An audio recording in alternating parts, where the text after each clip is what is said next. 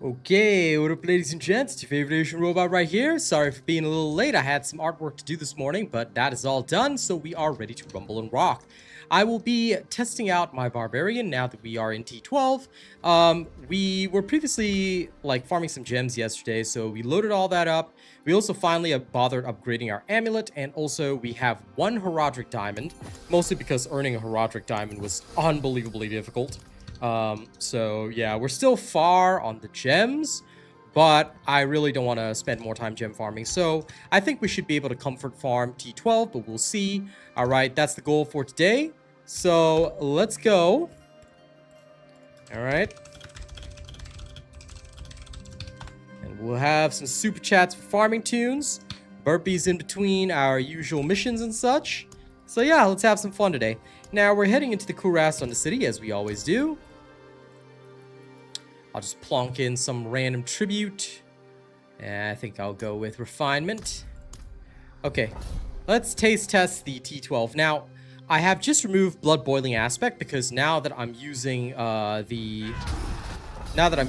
different unique charm, I probably don't need blood boiling aspect anymore. So we're actually going to see how my overpower stacks up without it, and whether or not I can maintain the high levels of overpower that I actually need for this build. So we're taking a look at all of that, making sure that it's all solid. So far it seems pretty good.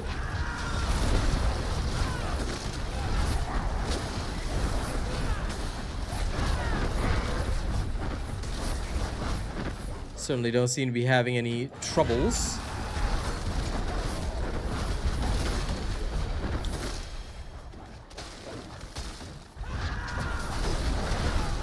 I'm easily able to maintain my overpower stacks. That's really nice as well.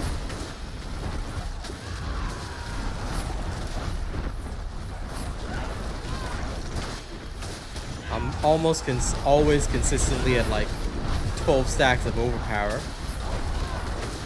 I do have to keep spinning in order to maintain them, but they ramp up really fast. So I was able to, what I was able to actually do was that I added in the anger management aspect, which makes me always berserking. So I can go even more berserk. So I can go berserk while berserking, which so far seems to be alright. So as long as I'm spending fury, we're okay.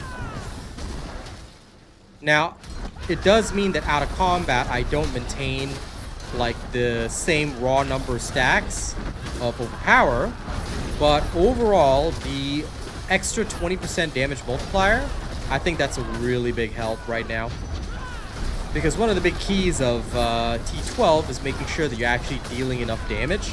So you want to maintain all your overpower stacks while dealing damage, and I think that for my particular loadout, you know, this is the perfect way to do it.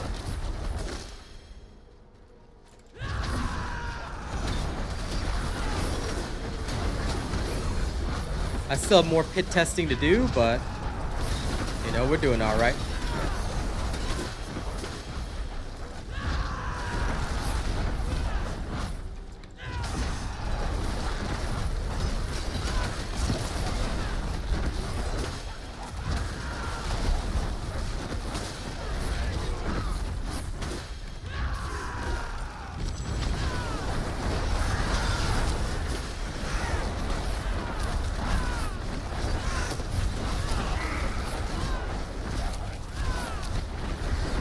Okay. Everything is very comfortable right now, at least in the Kuras on the city. So your mythic tributes of armaments should be no problem as well. Should be nice and easy for most people. Just zip zap zoom your way through and you're good.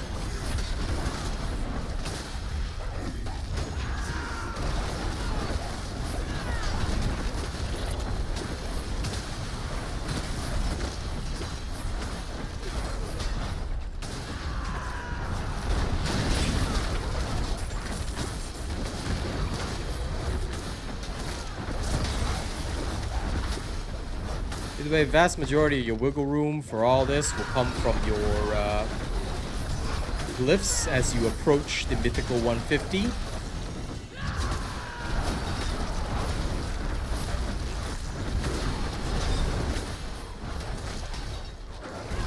So although there's still some strength to be gained, mostly from gems in this, alright, you can still do fairly well. Like, there's literally no issues.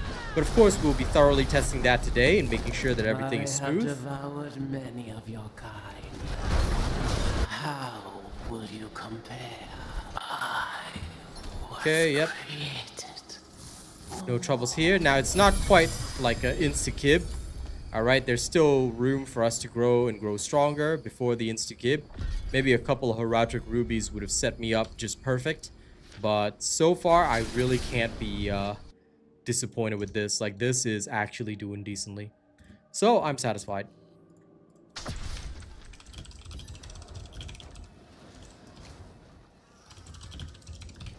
Okay, let's go, let's go. That's clear. Now, pit. I need to go to 115.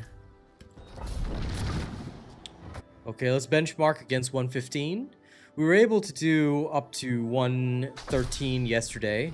So let's benchmark 115. Here we go.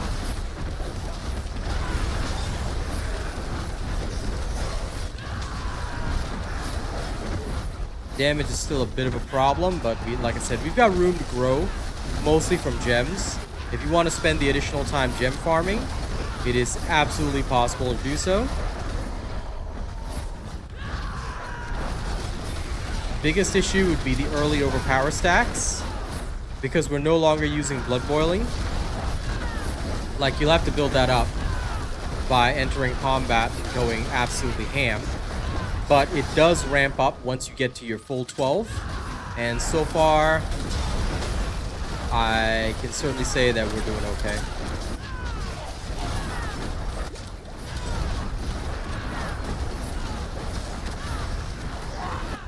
Survival is now dead solid. But of course, you still don't want to just wander into enemy territory for no reason. Especially when they're dropping swords and shit on you.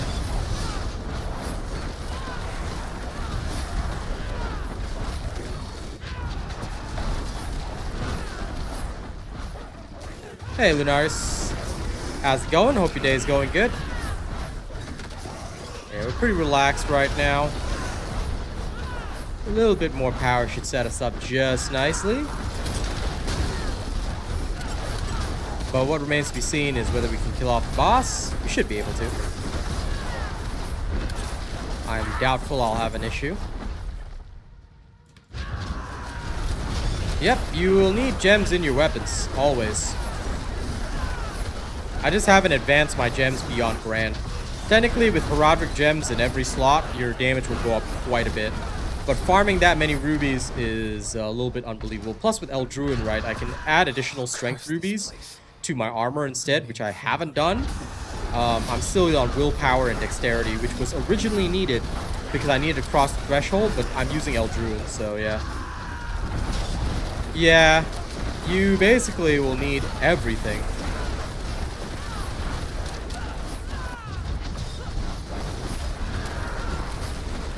Gem strength increase. What is that?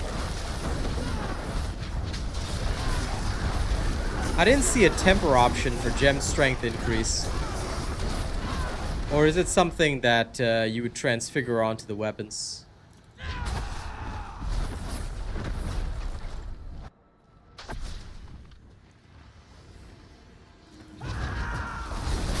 Okay, I figured that it was the case. I haven't done a single transfiguration. But I heard about it, and I was like, damn, that would actually really set me solid. Oh, hell yeah. I mean, that sounds logical to me, so, you know.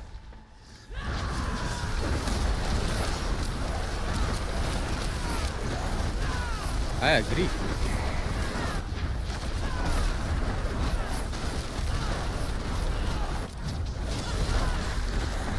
But I'm gonna go at this without any transfigurations, because meh.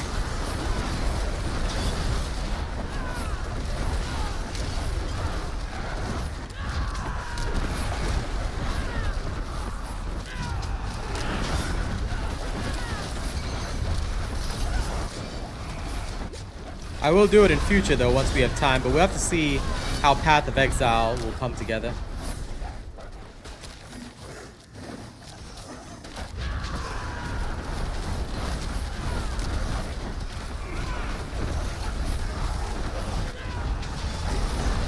Yes, that is exactly what stopped me. But transfiguration is permanent, yes. Every season will have it because it's all done through the Hiratra cube. So you have no need to worry. Transfiguration is here to stay.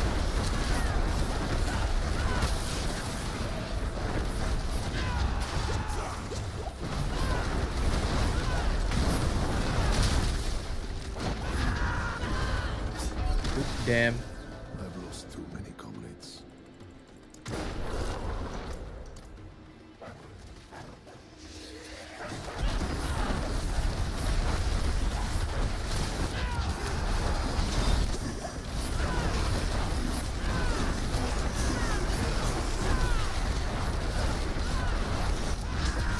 Yeah, sure, if you're happy with that. In my case, it will not be suitable for my audience, so I'm okay without it. Of course, if the audience wants to do the work and, you know, get it, then they are more than welcome. I'm just gonna relax on my end because I know that what I have is good enough.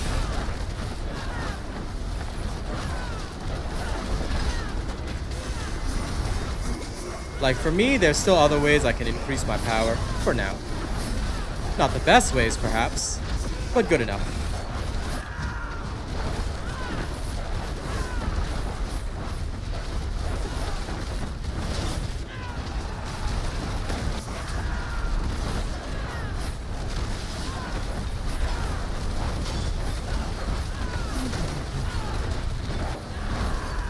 Never thought I'd actually watch monster attack patterns, but here we are. Okay, so far so good. I need to spend my ovals.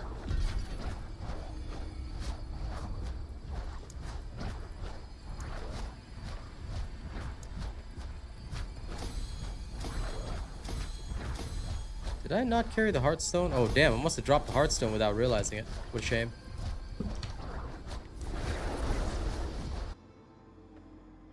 I hear you. And that's why I'm literally not waiting for perfects or anything. I'm just rolling with it.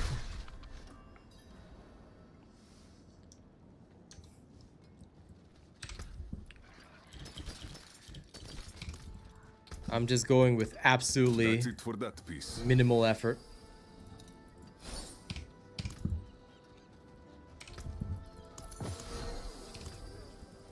It is done.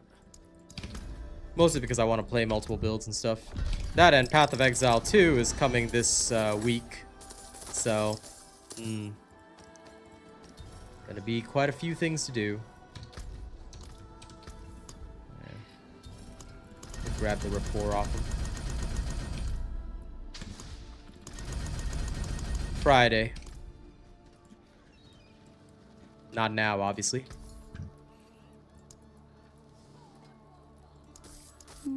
Did I count it out right? I'm getting the hang of this.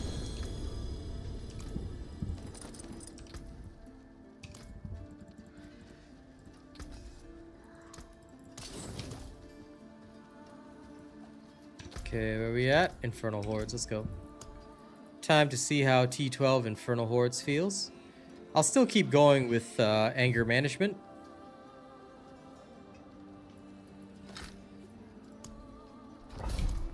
Oops, I started a Nightmare Dungeon. Ah, it doesn't matter. I don't care about that. Let it reset. Off we go to Infernal Hordes. Lego.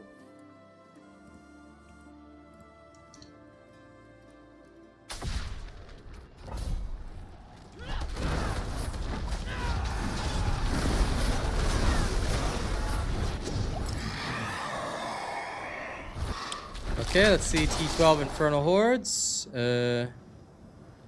Wow, this literally sucks. Okay, we'll go with Aether Fiends first, I guess.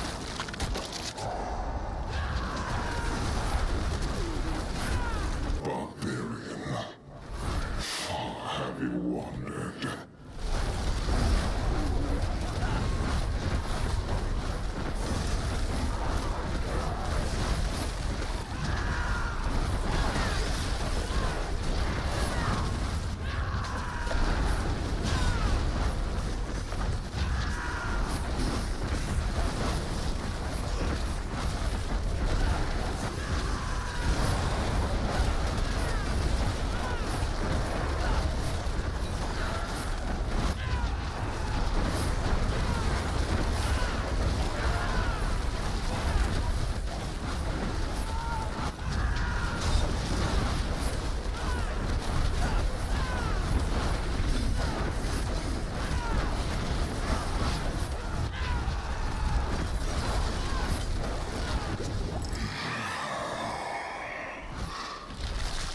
Massive Fiendish Legions.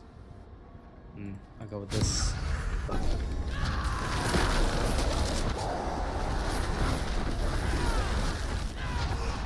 You fight to live. Yeah, the only downside that I'm seeing is that for certain activities, because you need to spend a certain amount of fury, the ramp up. Now, of course, we are using Ramalotnis, but the ramp up for your overpower can be a little bit more problematic than it would be if you were to say, if you were to use Blood Boiling. But the plus side is that you're literally permanently berserking. And being permanently berserk has pretty good implications. So I certainly can't say it's bad. I mean, we're constantly hitting in the trills. Sure, it's only one trill at a time, but it's way better than it was yesterday, so.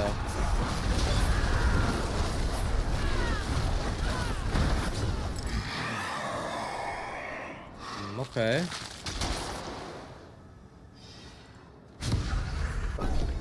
Chance to spawn Hellborn. It's good numbers. I know I can push it further. And that's why I'm satisfied, because I know that I can work it. Lurk away, High Rise. Thank you for coming by. Really appreciate you. Always appreciate the support.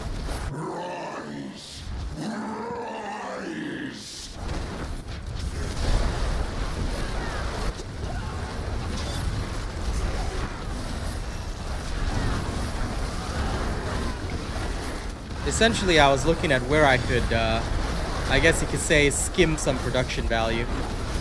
And it's worked out nicely. You know? It has worked out nicely for what is offered. But,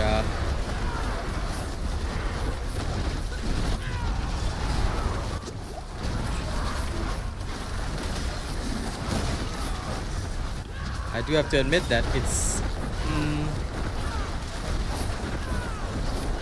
I mean, it's good, but I don't know if it'll be ideal.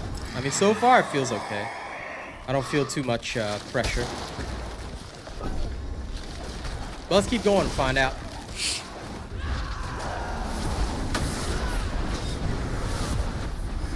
You still believe in victory?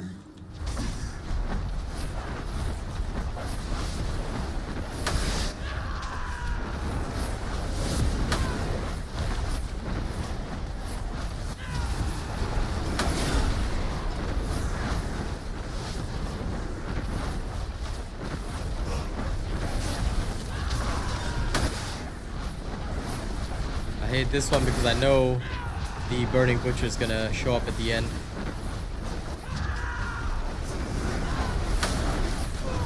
Oh man, or sometimes you even die beforehand. Yeah.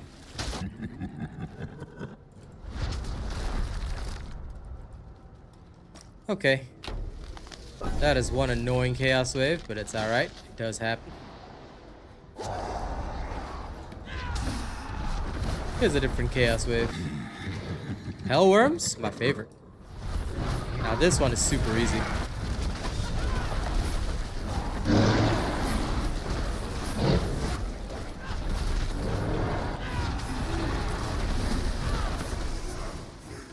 What the? Oh, fear. I hate their stupid fear thing. Super annoying.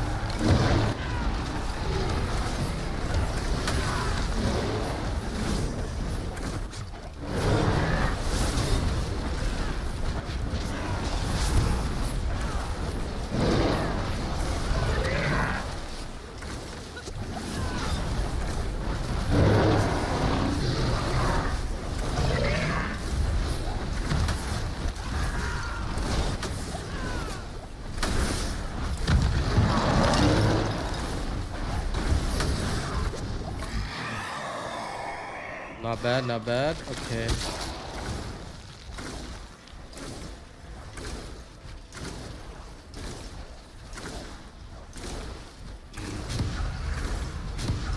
Further increase the health. Hey, Katie.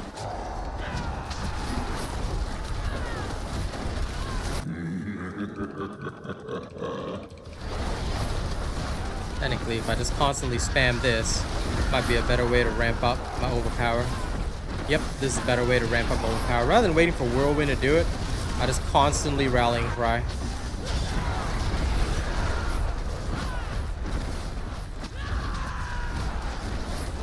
Either way, I would want to for the movement speed, so...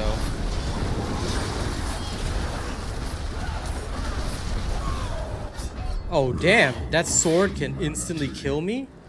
That's rough. I mean, kind of expected it, but goddamn. Okay. That's just insta-wipe. One touch. Looks like I'm really gonna need that, really gonna need better diamonds. Oof. Wild, wild, wild.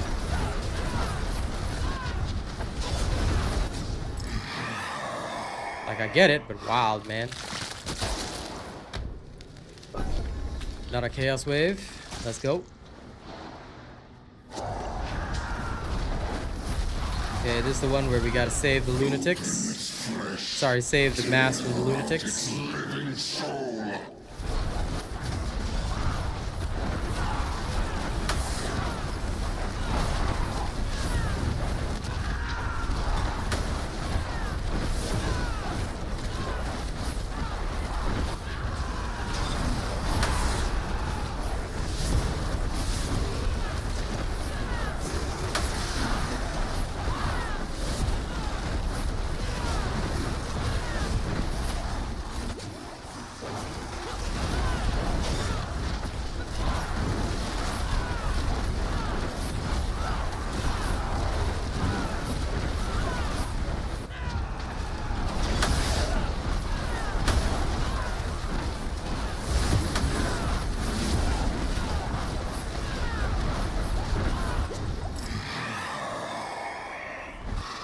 More than enough.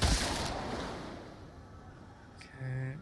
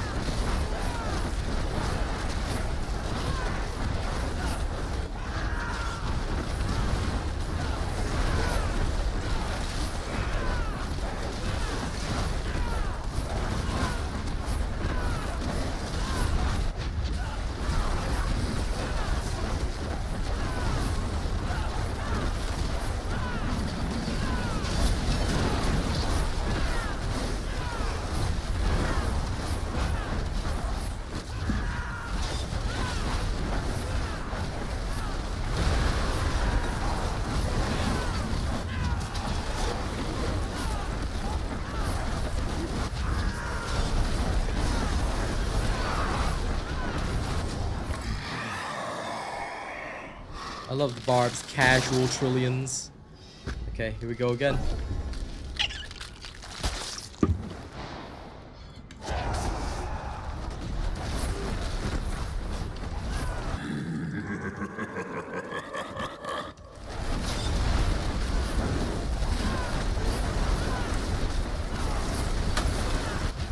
For a second, I thought to myself, wait a minute, what's going on here? How come there are Aether Fiends spawning?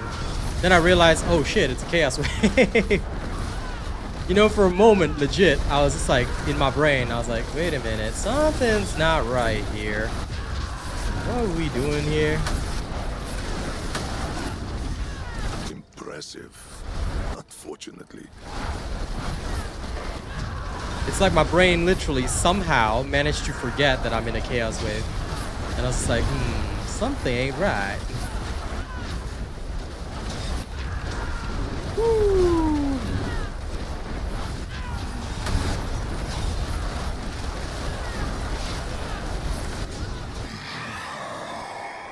Okay.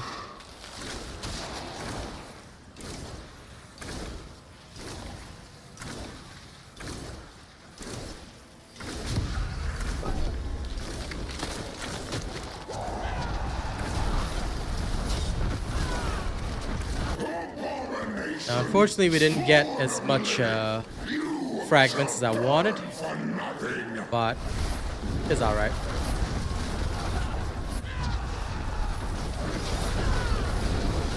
Hopefully we can at least waste Bartuk.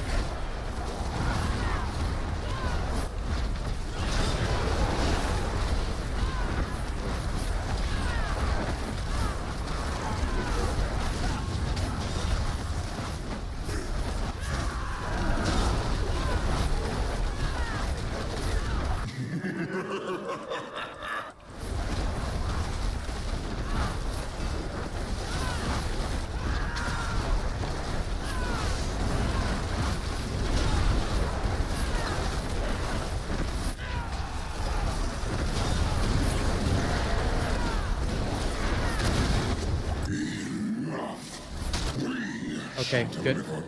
Enough for Bartuk plus the chest. Let's go. I'm ready. I'm ready. I'm ready. Come here seeking me. You will find only your own death.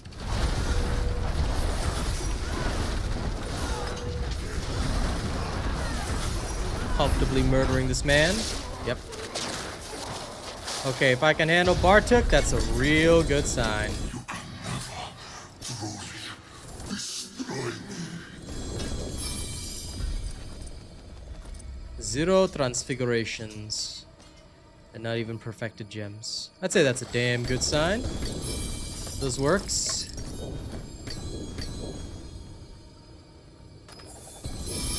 Open that too. Okay. Look at all this crap.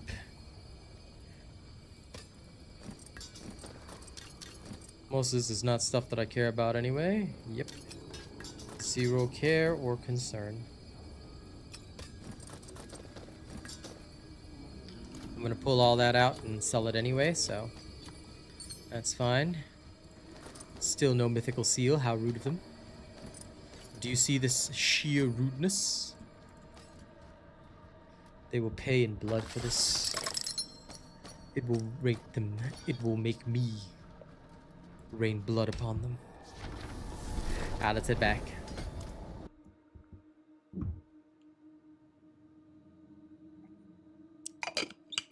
A little bit more resistance here, a little bit more resistance there.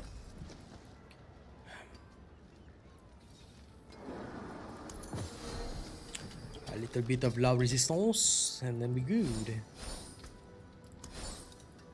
I'll be here, swinging away.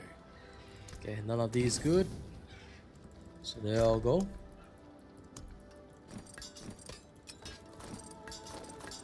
Now we take all of this out.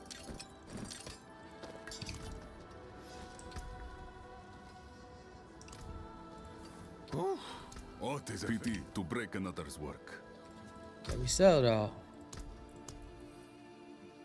Hell yeah. Okay, back to Kurastan City.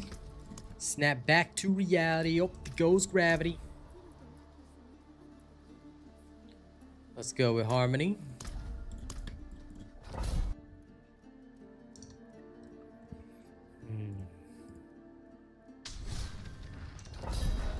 All right.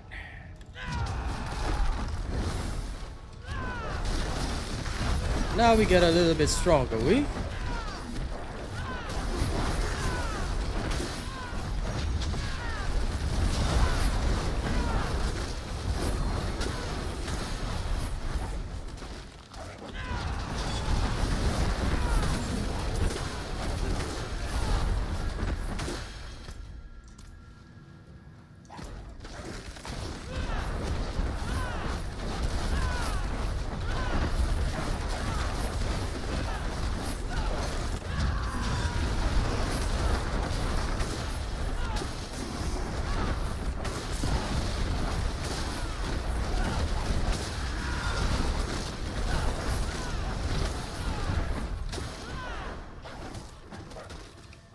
Hey, good job.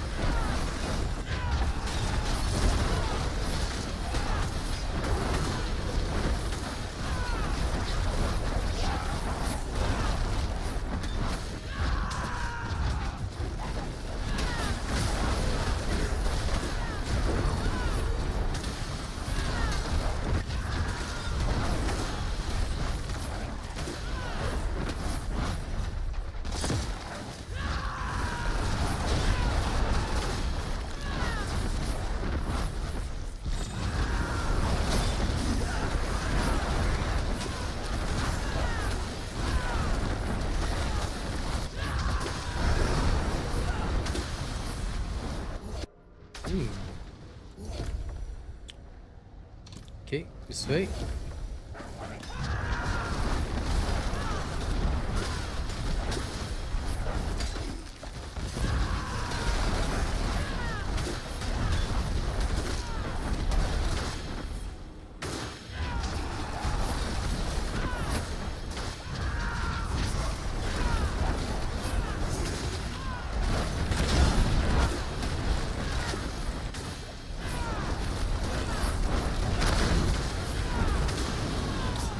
Okay, walking into that, obviously.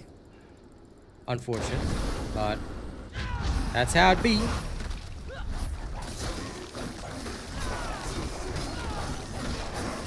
Time to rebuild first. There we go.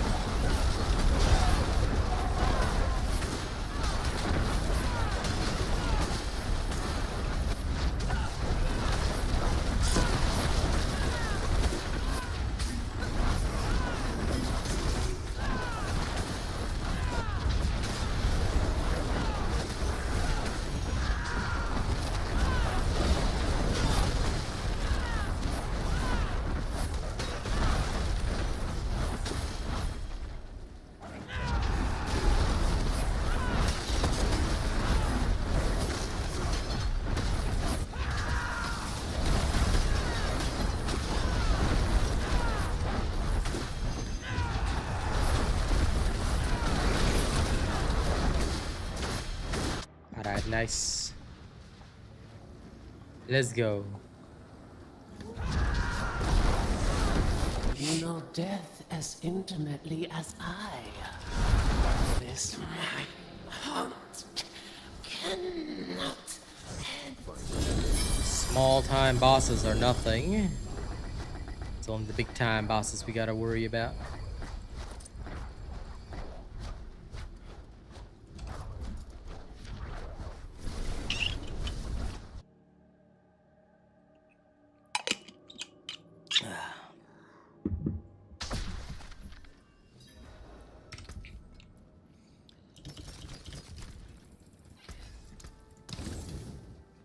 Okay, next is Helltide. Let's go. Sanctuary's at peace at present. Okay, we wait for the Helltide.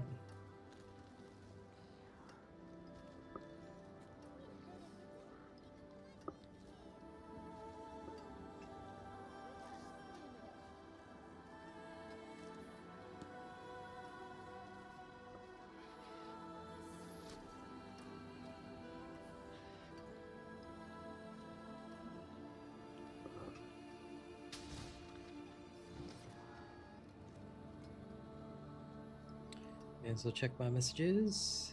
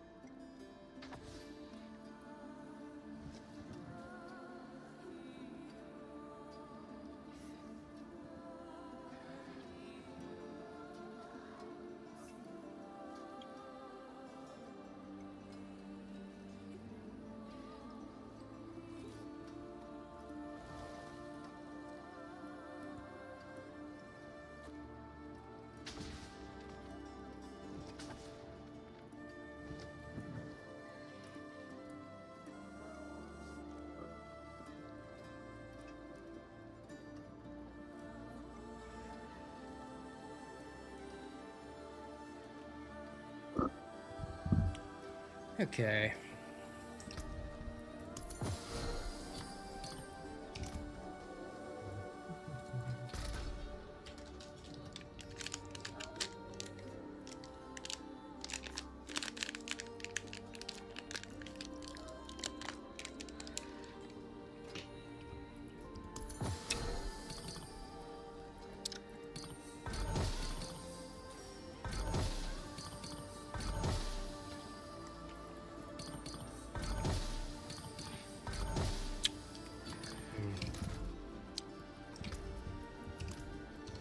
Okay.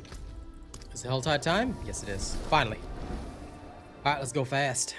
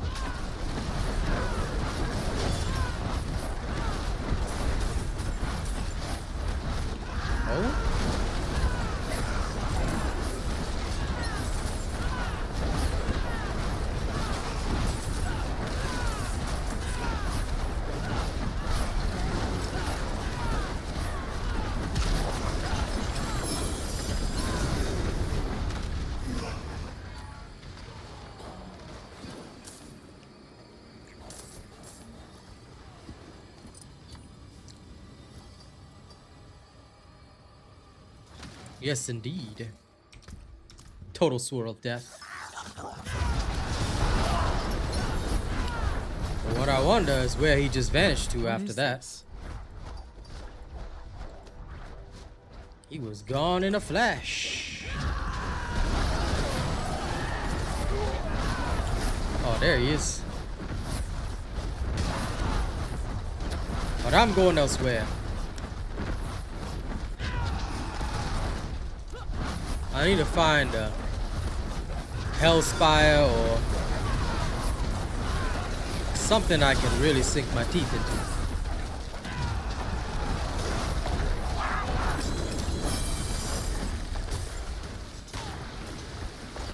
These poor random treasure goblins just dying. Ravenous Spire, there we go.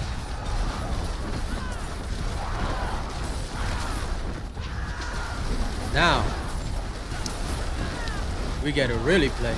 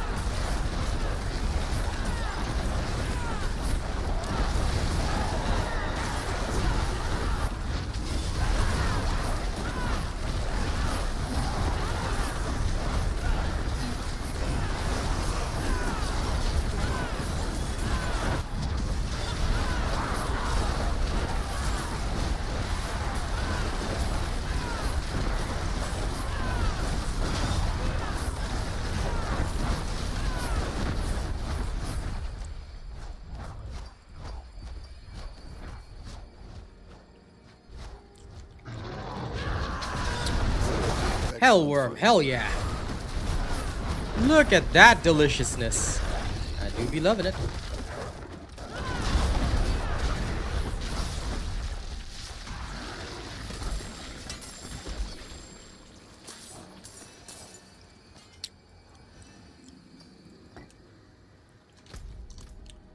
Now, we go open the chest.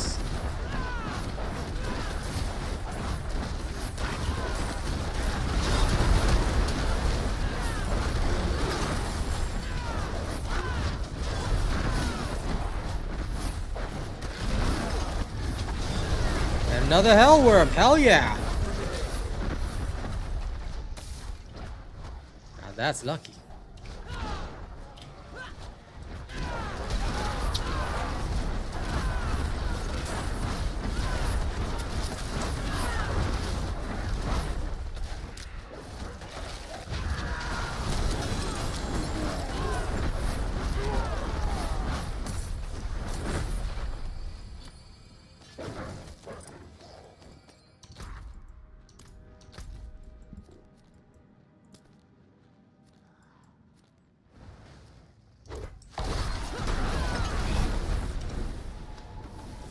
Quick trip back to Temis.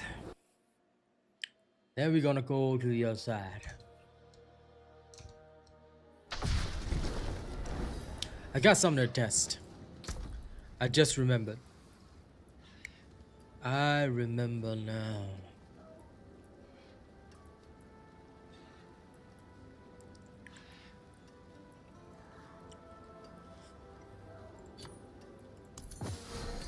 Okay. We're gonna lose hit points, but we gotta change this over. This one goes back to the this one. But now we use the crown of Lucian.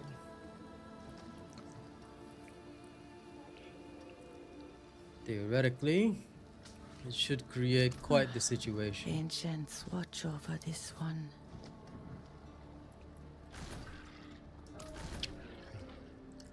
Okay.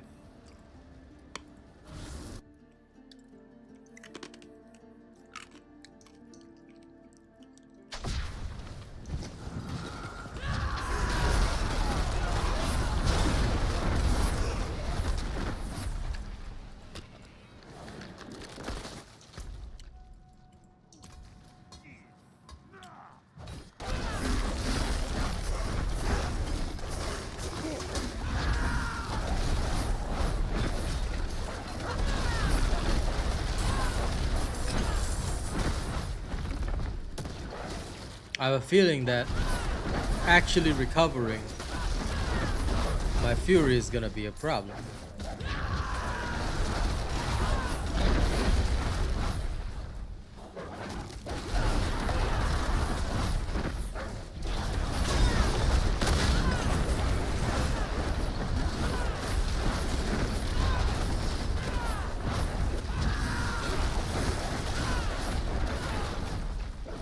It's definitely keeping up. But overall,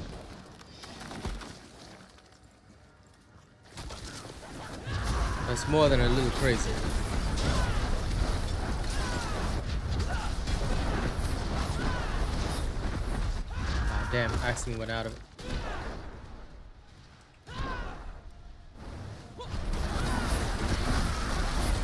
So how that guy moves is how I also look to other people.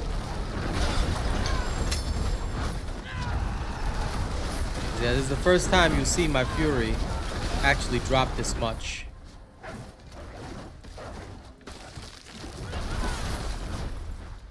Definitely not the right thing. Going back to Banished Lords. I can see the power, but yeah. Banished Lords and Battle Mad is probably best. I can stay berserk and not worry too much.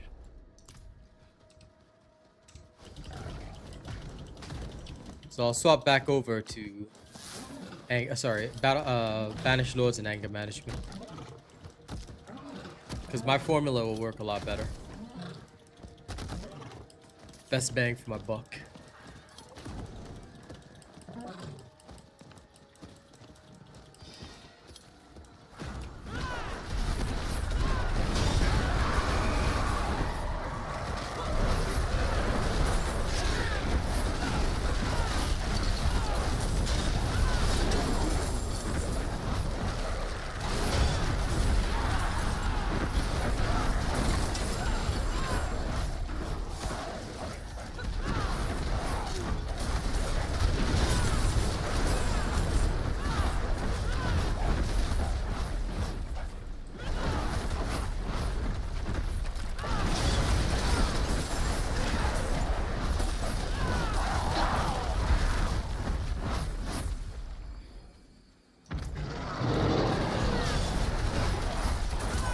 Where's the chest? Trying to find the chest. Hold up. I have clearly gone in the incorrect direction. So where is the chest? That's what I need to find. There. I really did go in the wrong direction. Sorry about that, gang. I will grab some other chests along the way, though.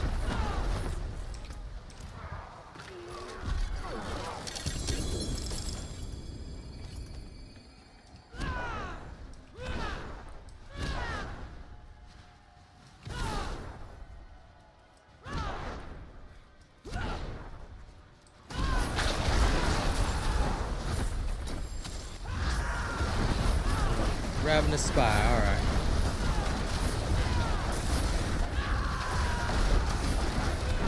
not my best work because no battle mat.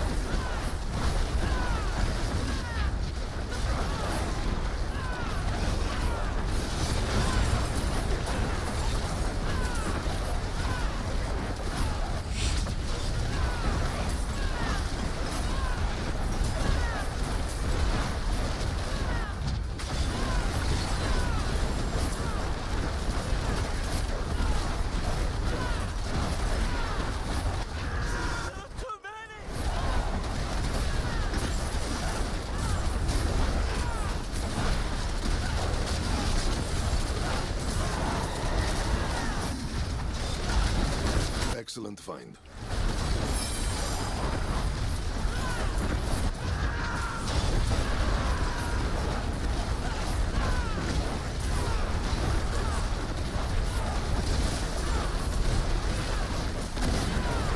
Damn, he yanked me out of it. What a shame.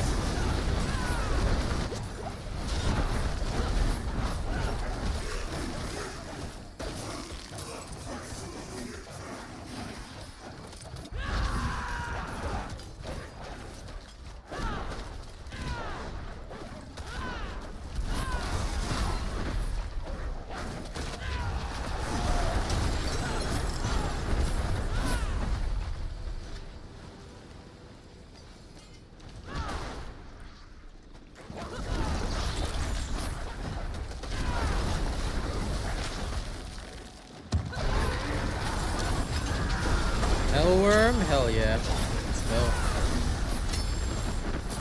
Give me all that. Free stuff is free stuff.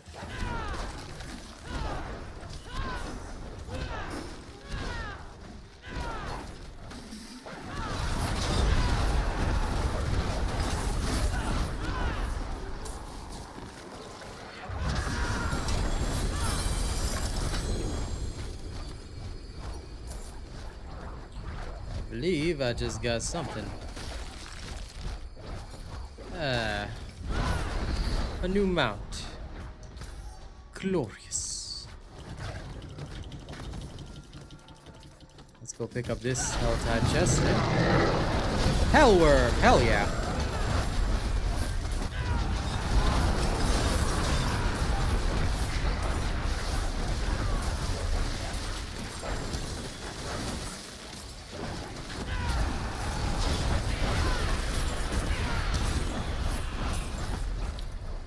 These guys just try and shoot me? They should know better than that.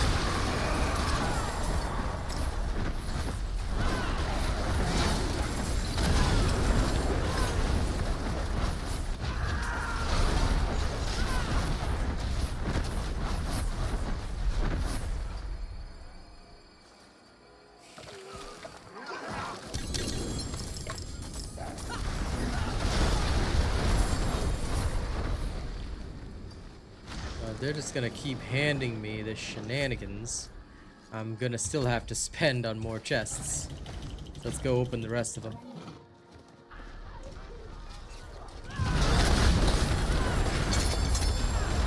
Too many! Oh lord, here's even more. I'm not gonna say no to the XP. Rip and tear until it's done.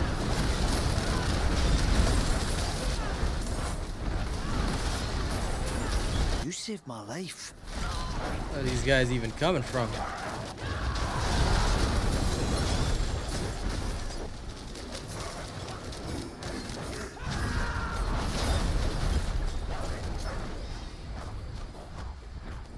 I wish there was auto loot for like boss trophies and stuff. Would be a lot nicer.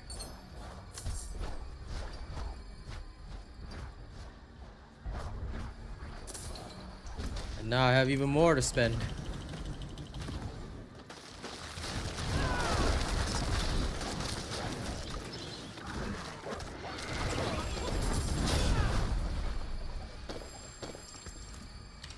Okay, back to town first. I cannot just let all these cinders go.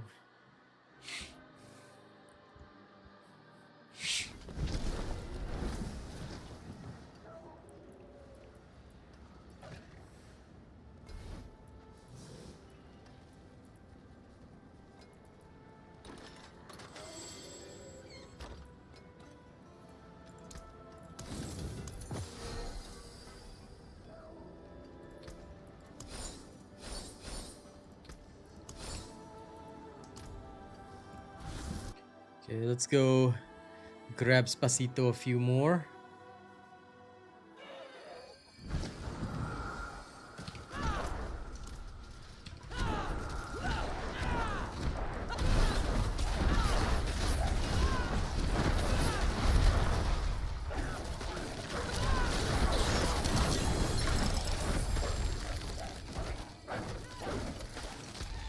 And I know there's one there.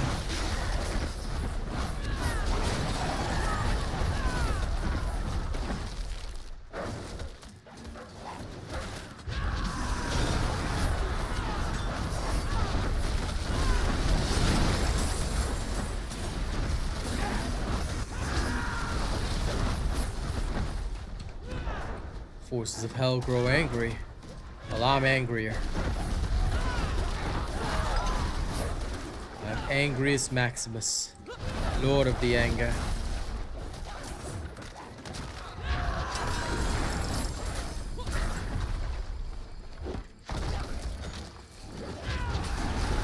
I had to spend my ovals too, I keep forgetting.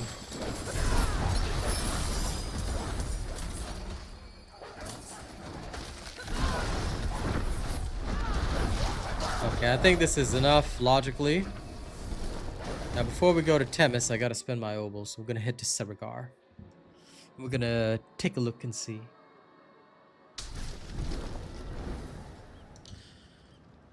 Okay, I have ovals filled with the nobles. We'll head to Seregar temporarily. Quick one over there. Gonna go grab a few things. Then we head back.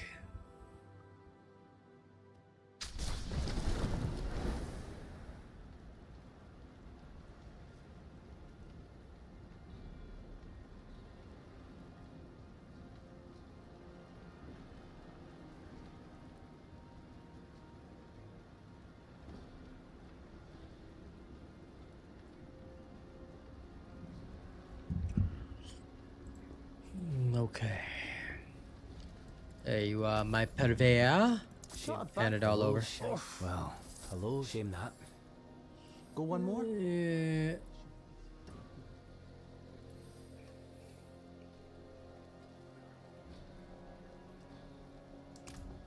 You know, honestly, it all seems like it's literally the same.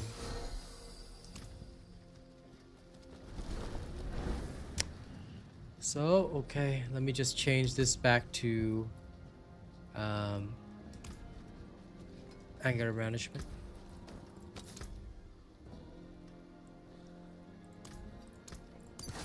Works good. And it'll do just fine. So back to Temis. Let's turn in for Tyrael, open up the Whisper Cache and all that. Let's do it. That will come in handy. It is done.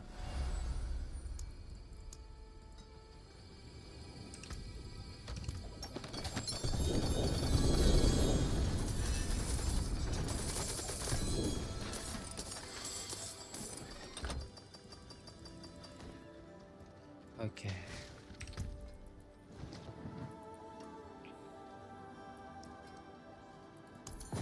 Every little thing is done.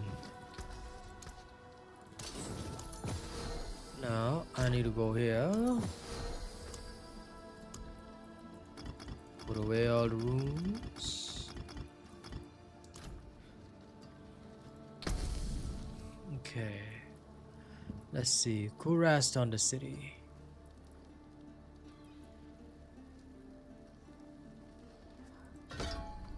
I like this one. And I just need one more for the Pathfinder.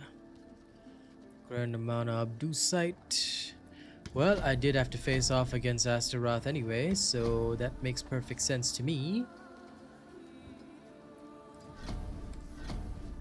Okay, since there's 2 nightmare dungeons and we don't want to waste too much time, what we do is simple. Go into a quick single nightmare dungeon, clear it, no problem, right? Then we're gonna go even further, and we're gonna beat the escalation a little later. So let's go fast. We need more power. Well, a little bit more power, a little bit more survival. The ones who get what? Let's go. Shall we?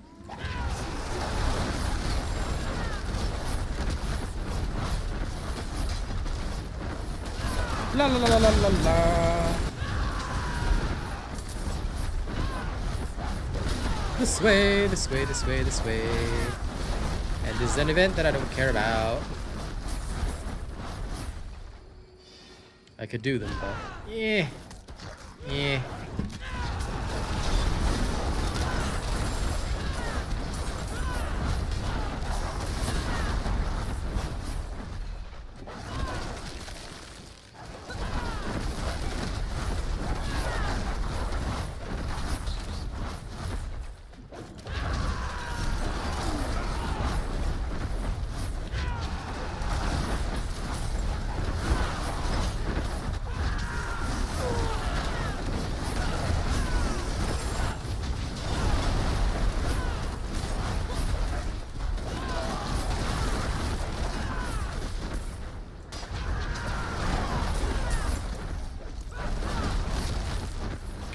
There's another watchman. There he is.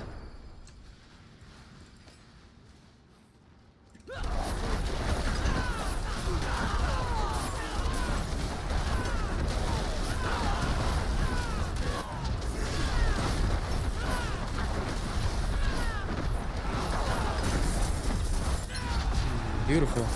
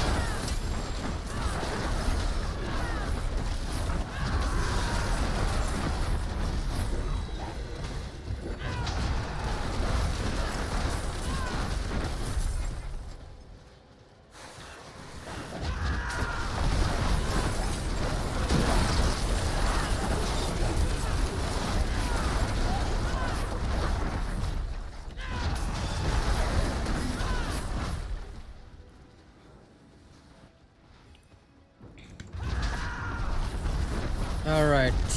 Come at me, boss man. Let's go. Nice.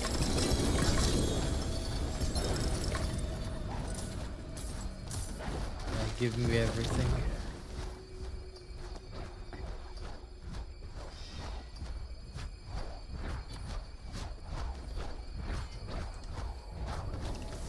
Okay, straight back to town. Get rid of everything. And we go.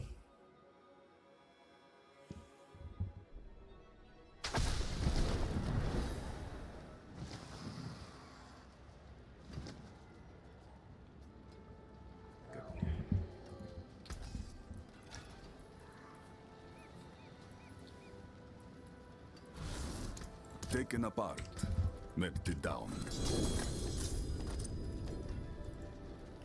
Ah, mainlander, what brings you?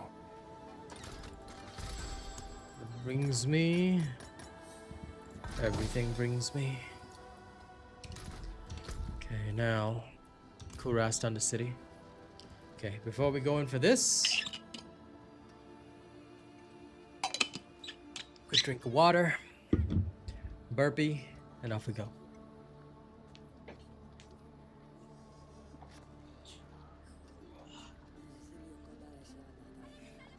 Gotta keep the power going.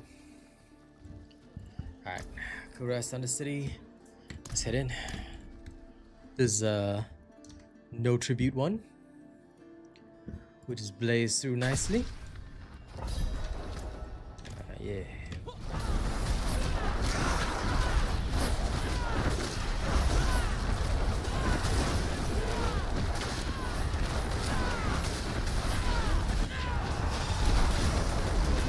Impressive, unfortunately.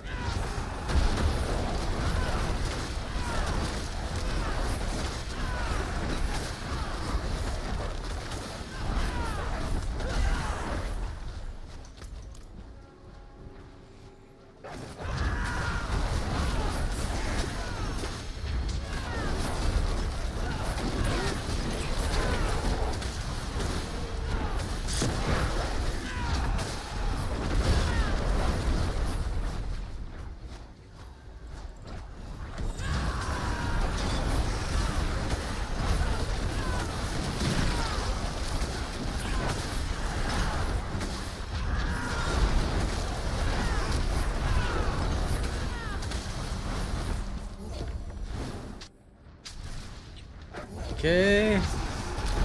You know, when I switch back to Warlock tonight, I'm actually gonna miss this.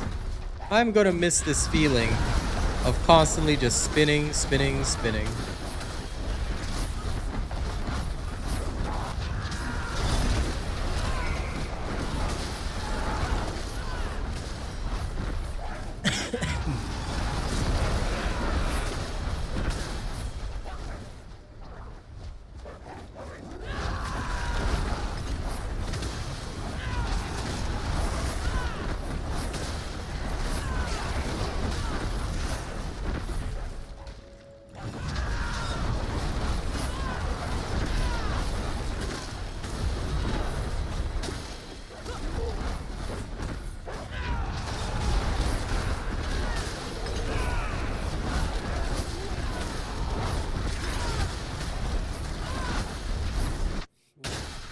Just straight barrel through everything.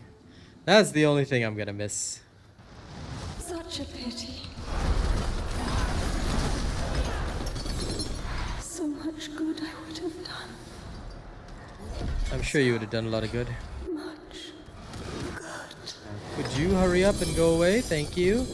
I swear, these souls, they talk too much. So much good I would have done. Yeah. We ain't got no time for your shenanigans. We gotta go. We gotta go.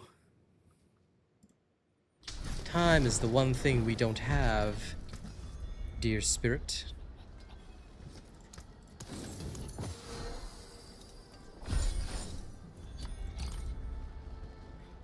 Okay. Pit tier 115. Let's go.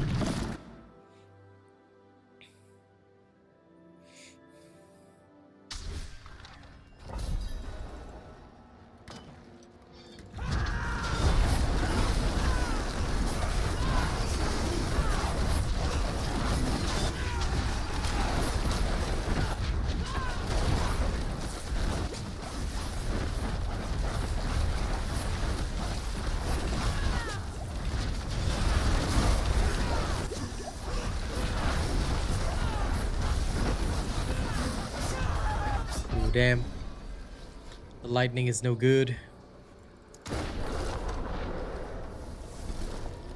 that's a little bit of a problem. I don't like having to restart, but occasionally, if it gets that bad, you got no choice. Again.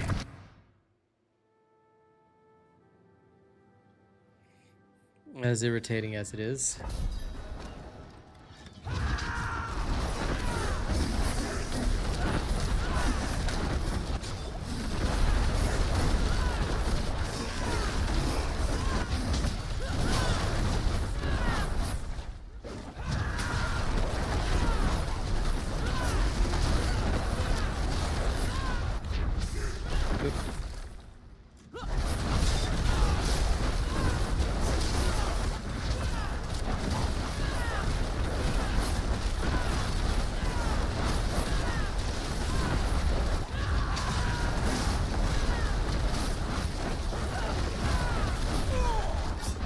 Nope, that was my bad walking into that.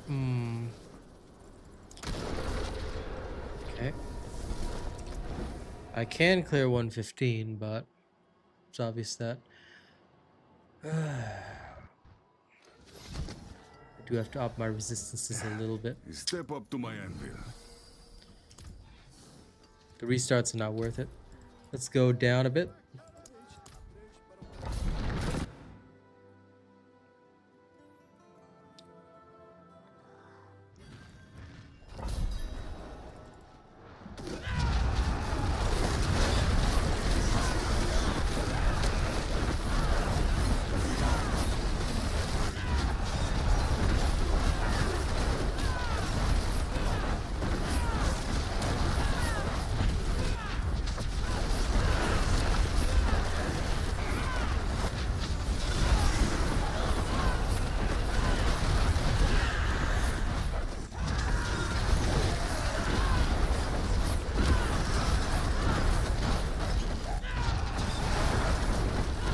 Curse this place.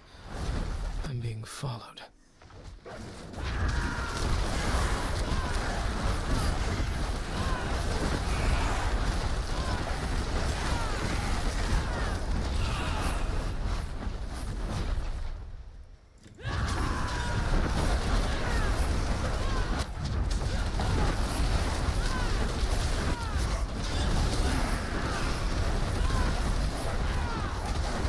Quite the challenge, eh?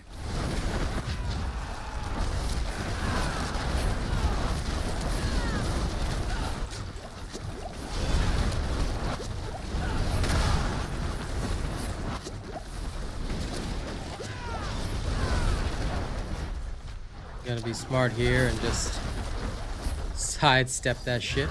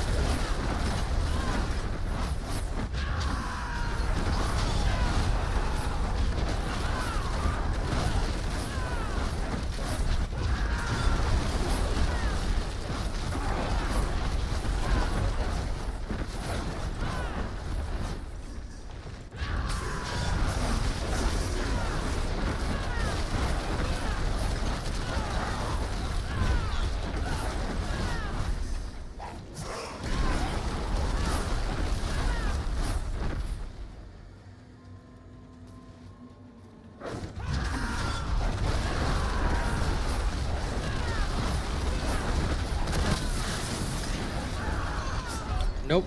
Damn it. I hate that stupidity. It's true it was my fault, but still. I do hate that stupidity.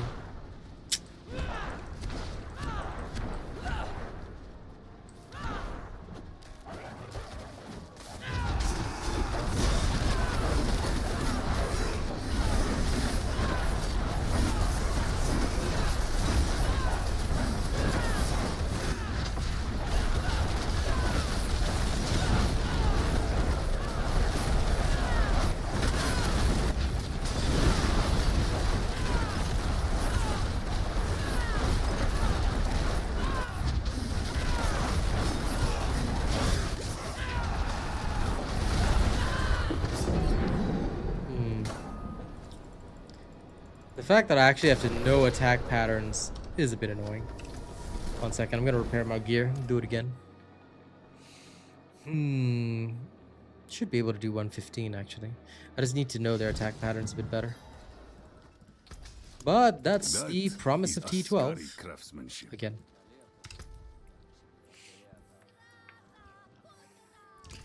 I'm gonna also be a little smart here. Okay, I acknowledge that. Ancients, watch over this one. Add a socket to this. Welcome And to the Isles. temporarily What unsocket is this from one. creation? Destruction. Bring me a challenge next time. Let's go without Eldruins. This would technically up my damage by quite a factor. Have to live without Eldruins, but it's fine. Can live with it.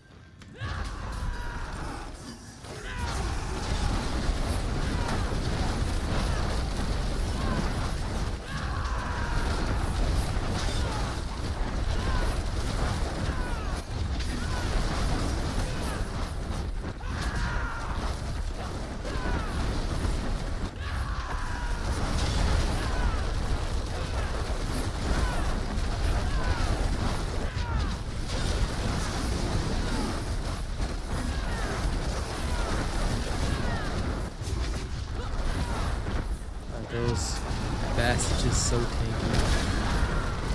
Wow. Okay.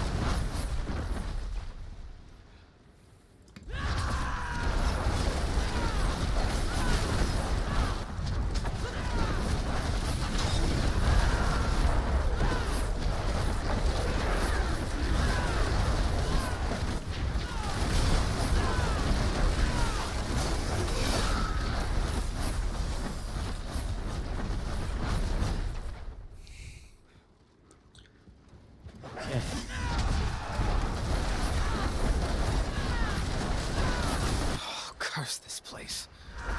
I'm being followed.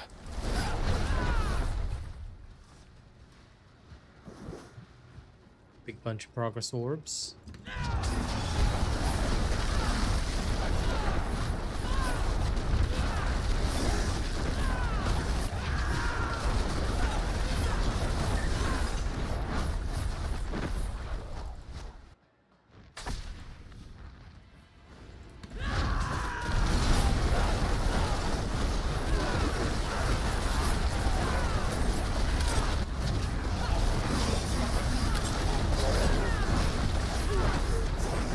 Let me be your shield.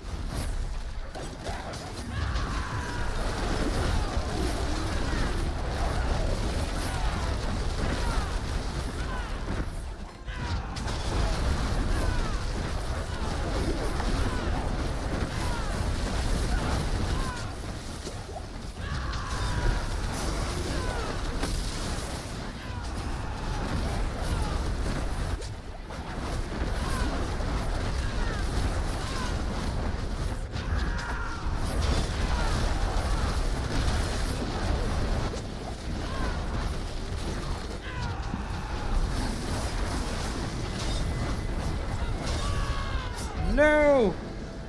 Darn it. That stupid AoE.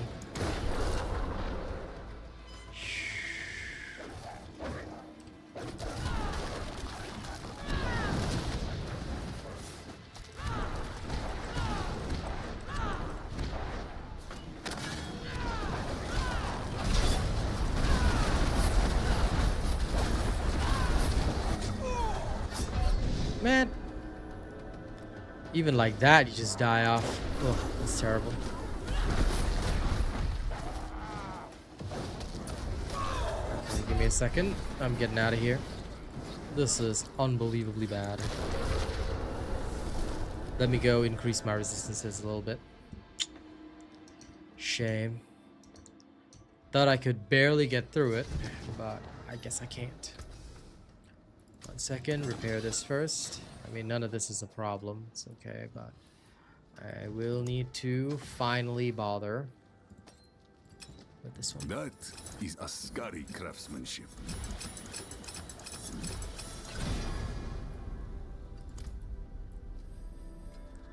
I'll take it if that's what I have to. You know where to find me. Okay. This is only going to make a small difference, but it will still make a difference. That's kind of the key here.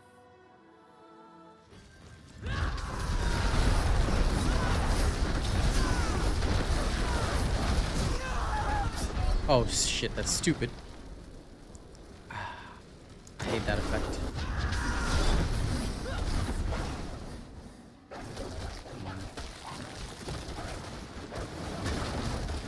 Can't even grab my heartstone because they're all right at the start.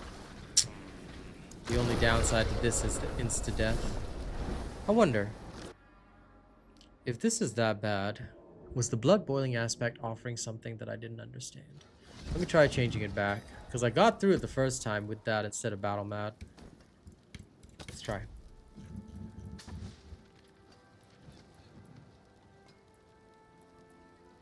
Okay.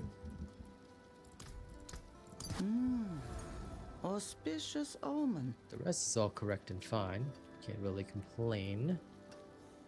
And they're all pretty solid. May you find your way back. Okay, again. And I certainly haven't changed or messed around with anything else here.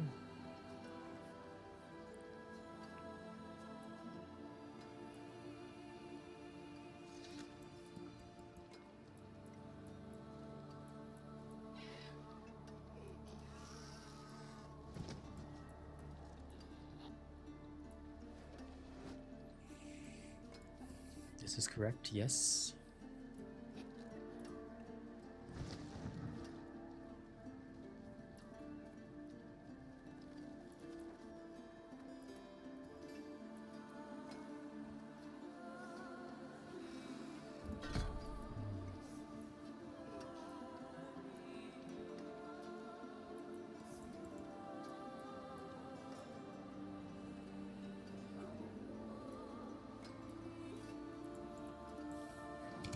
Okay. Again.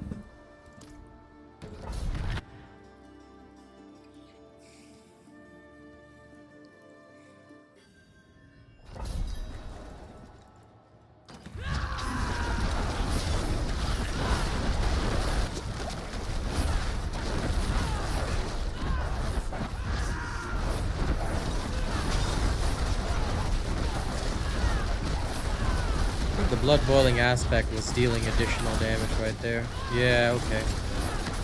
So that's what I didn't see before.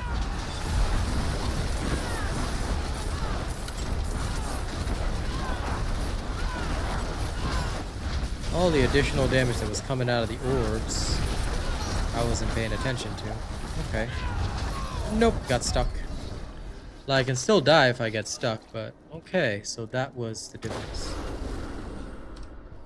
That helps me understand it better. So what is the highest that I can do comfortably with this setup?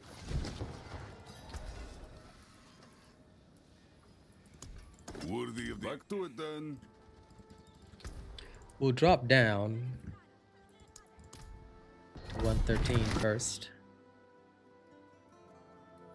I could spam pit to really push, but I need to know.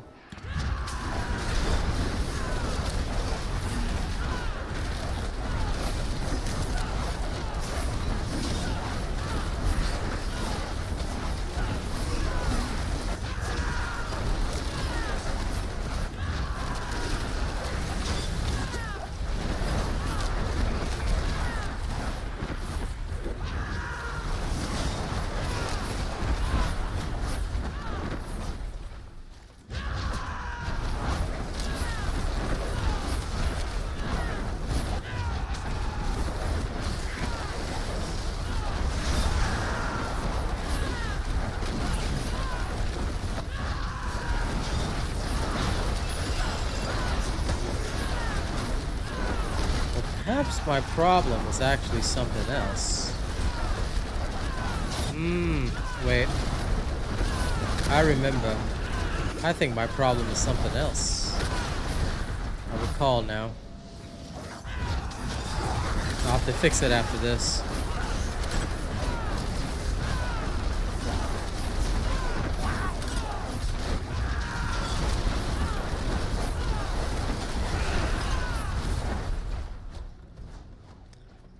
Okay.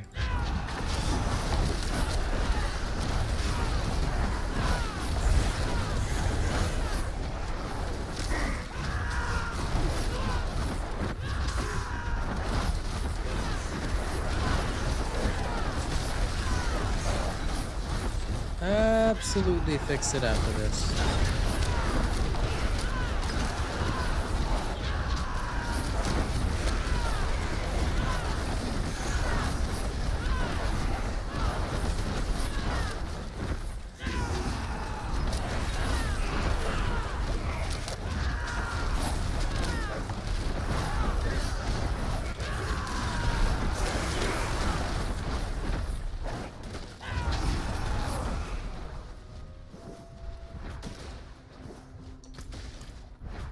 To the boss.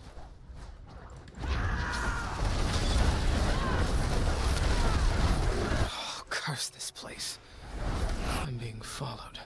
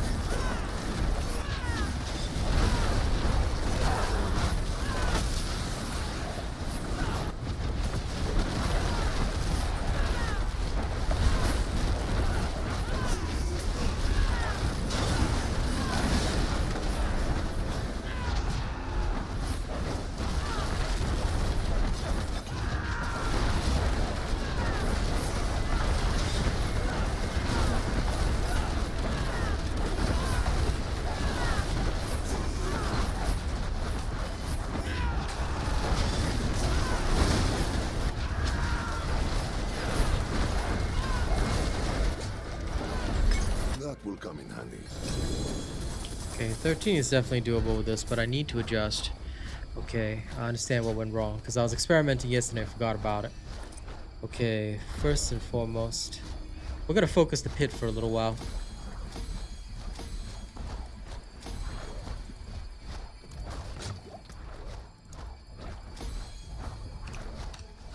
Okay, let's get out of here.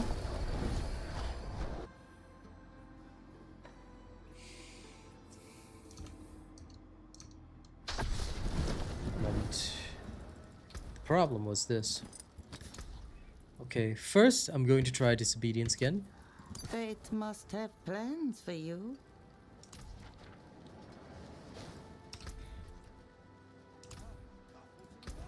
Again. 15.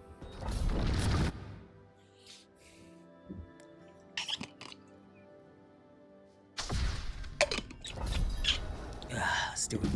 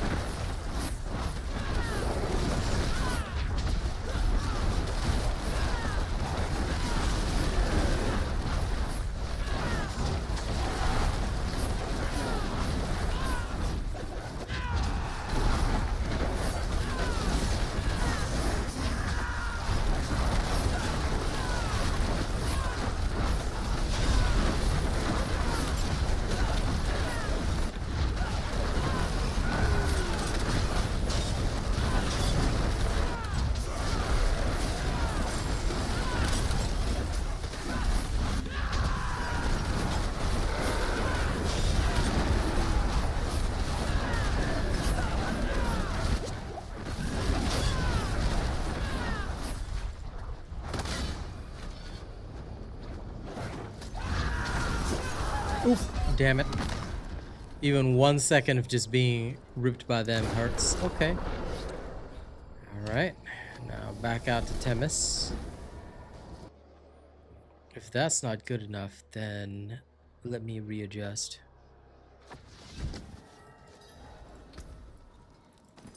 Okay, give me the one with this one. Goodbye. It has been. Should a theoretically work a little better. Again. A part of it is also that my damage is just not high enough. I do need more, but...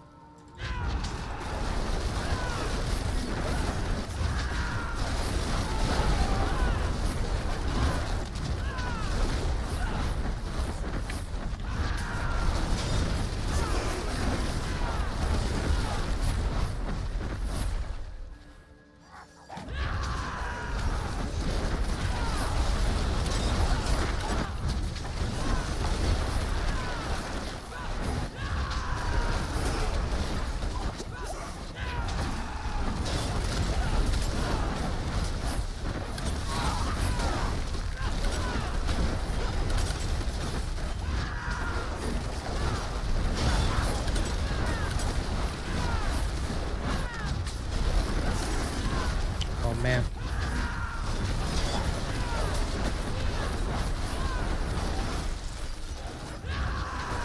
Dropped my heart of stone because of him.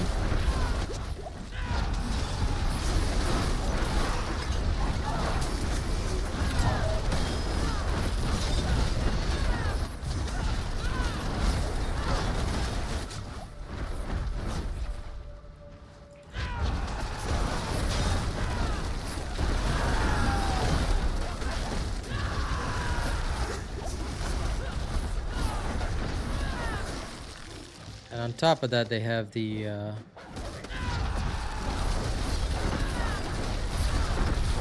poison thingy.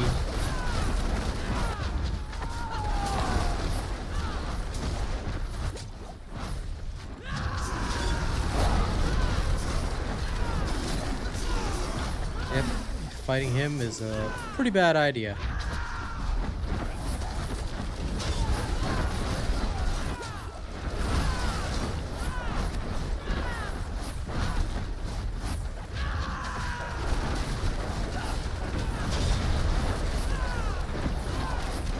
Hello, Azer.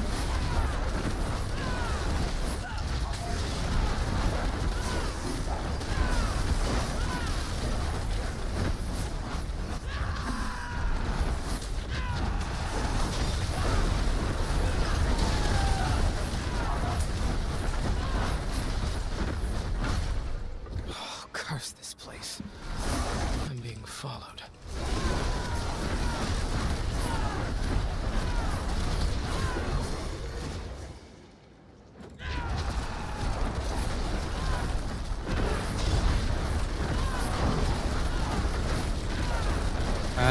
So the blast wave shrine was what was causing the trillions. Okay. Makes a lot of sense.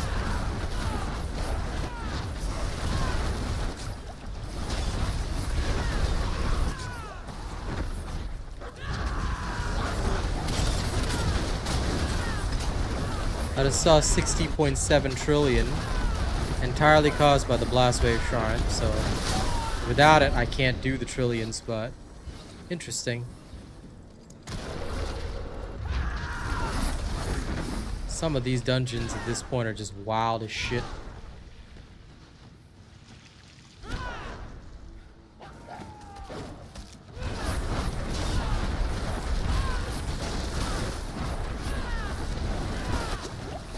Hey, morning. Yeah.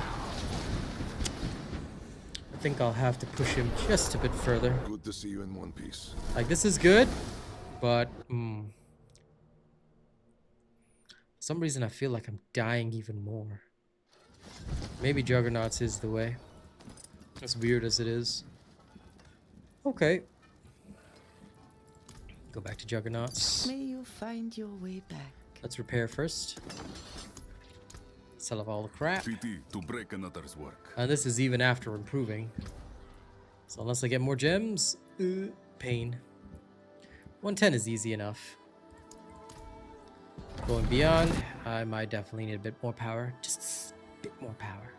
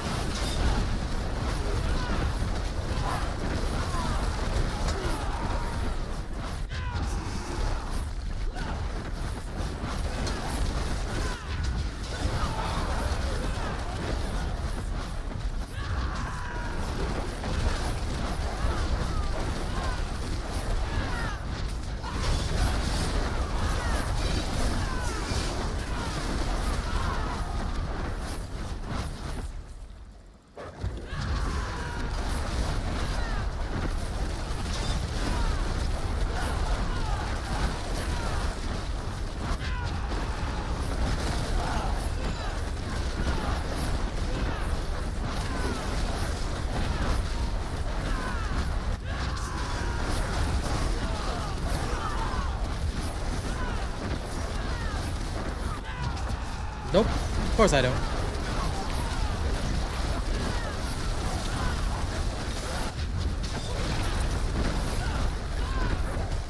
No point in playing a dying game. Sorry.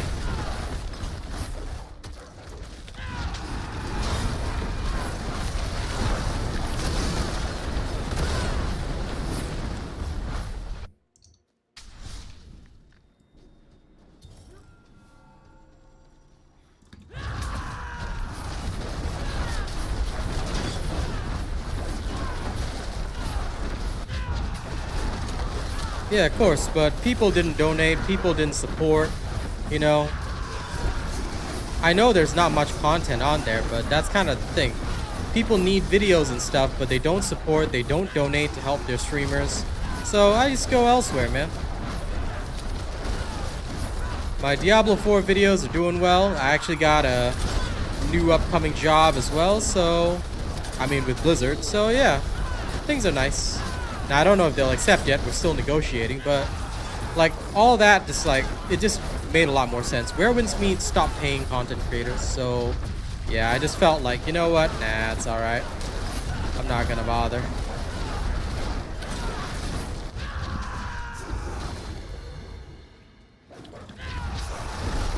So that's why I always tell people, if you want your content creators to stick around, you want them to keep creating content, unfortunately, no matter what you do, you gotta support. And we just didn't get enough on Where Winds Meet to carry on.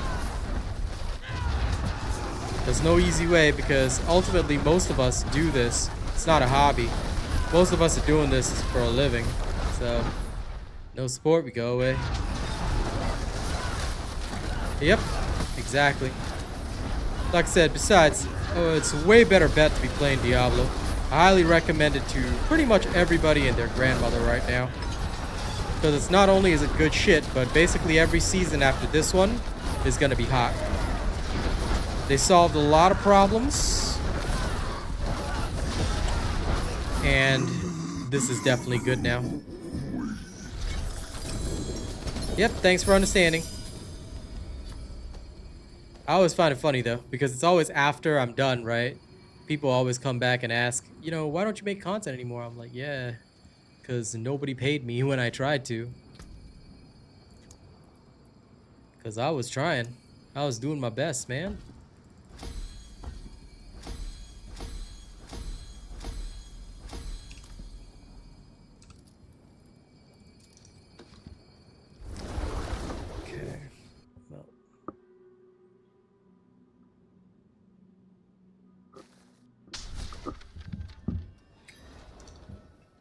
Also, toward the end, there was one big issue that, look, I don't really like talking about this issue, but I'm going to say it straight.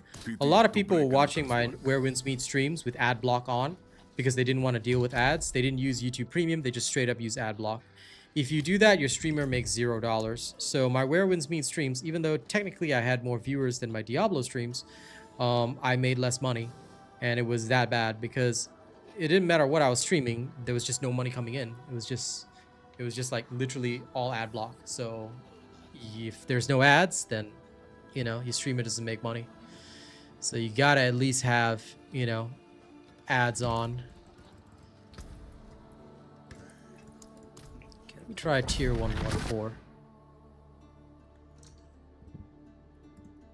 I don't normally mention this because it sounds petty, but yeah, it was just sad to see that.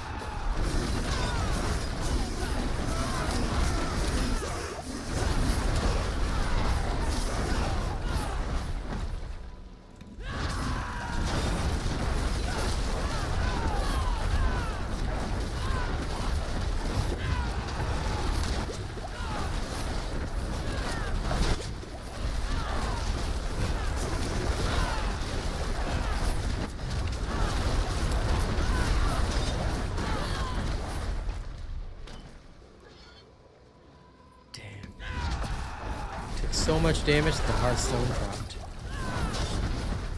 Well, it's only one drop, doesn't really matter, but still.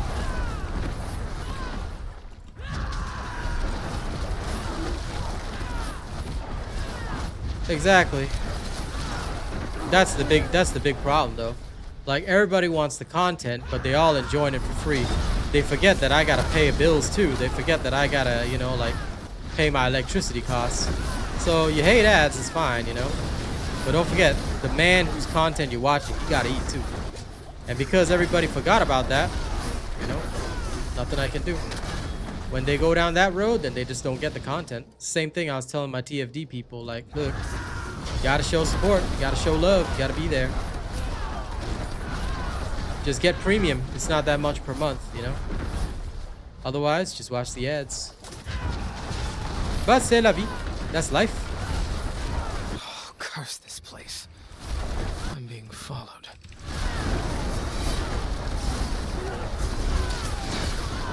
Either way, there's a lot more opportunity for me doing ARPGs like Diablo, Path of Exile, and all that. So I feel more in my element here. Because there's very limited content to do for Where Winds Meet. Like, you show the case, the new stuff, all the Chinese creators already ruined it for everybody.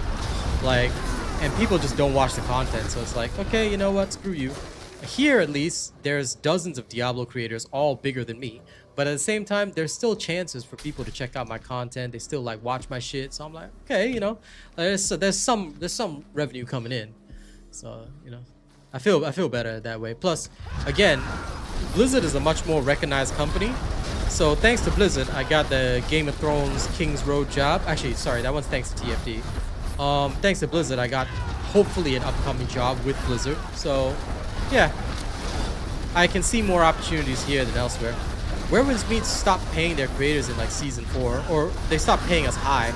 The pay in season 1 was very high, and I was really stoked to be doing content back then. But once the pay dropped, I was like, nah, bro. I recommend playing it. It's good stuff. I'm not just chilling. They pretty much fixed every problem that I ever had with the game this season, and that's what really sold it to me. Like this season, I picked it up again. I left back in season 1, right? But I came back this season because I realized that they not only solved like all the problems that I had with it, but it just felt really, really good to play again. And all of that together, combined, just made for a really good experience. So I went in with this thinking I was just going to play 1 or 2 characters. Now I'm on 3. And yeah, I'm just having a blast, you know, specializing in doing what I do. Okay, how many upgrades I fail? I gotta upgrade. Where's the pedestal? Get one more. Put it into Marshall.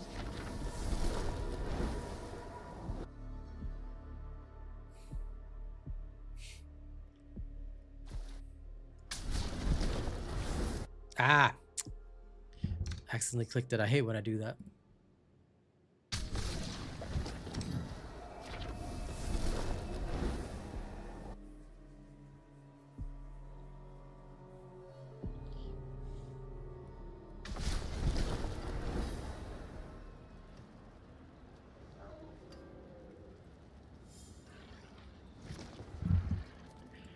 Okay. Good.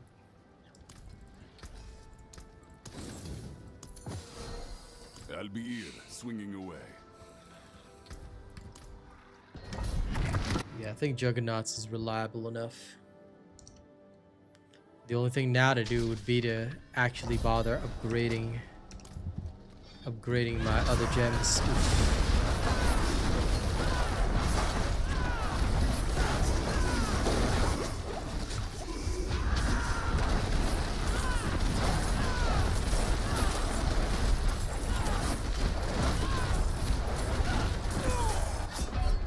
Ooh. This one poison hit. Oh yeah, wow. Just insta-ripped by these maggots. Okay. There are some pits that are just crazy. For me right now. I can do them if I actually get better. But... Back to it then. I want to see how far I can push just what I got.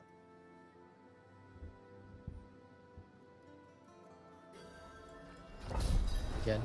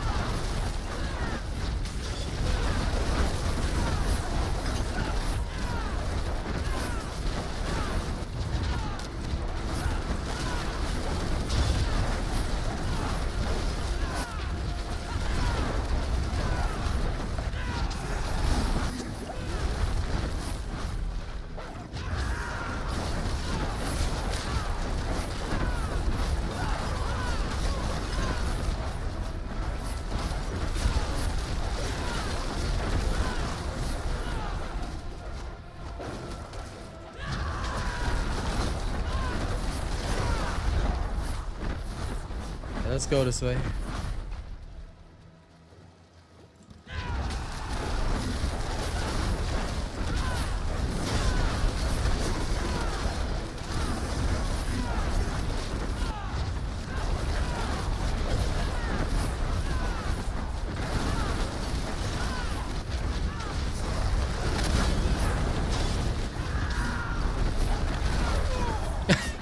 Okay, that one was entirely my fault. I knew that was exploding, and I still walked into it.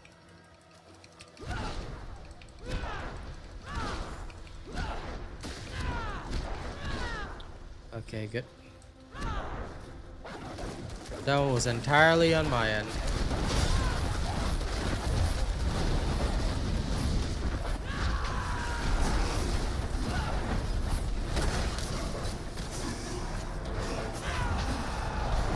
Go past these guys. Bye. And I still died, damn it. I freaking hate these lightning bastards. I'm being followed. I need more resistances. That's literally the only way at this point. I don't want to have to get them, but technically I'll need them because even if it stops a little bit of extra damage, it's worth it. Ah, shit. That means I will have to farm. Okay. Fine, I'm not gonna bang my head against the wall. I understand roughly where I am and what I need to do. I'll probably take down a lower level of stuff for now, but I'm still satisfied with the build. Okay, let's go. Yeah, of course. But hitting trillions is not the problem. I need a bit more survival in this.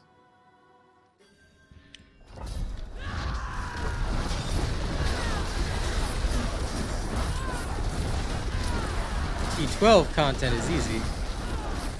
I just need to go further and higher.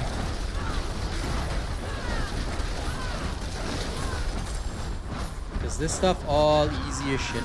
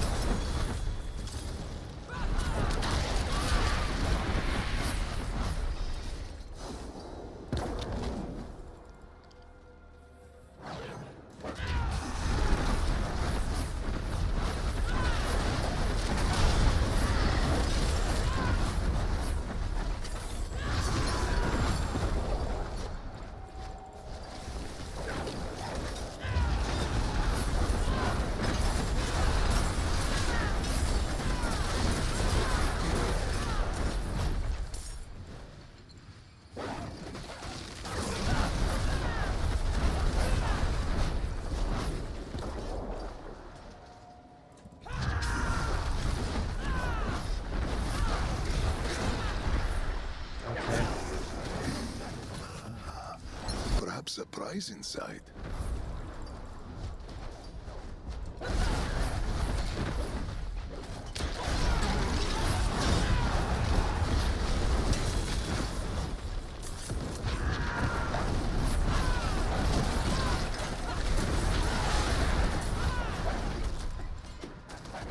Just gonna quickly grab that stone. There we go. Then we'll technically drop the stone here when we go in.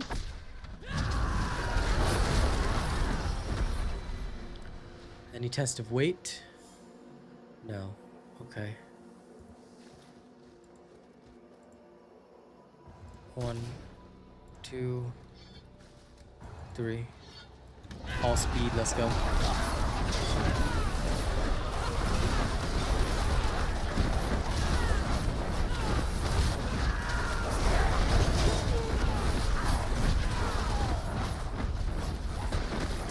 The other one.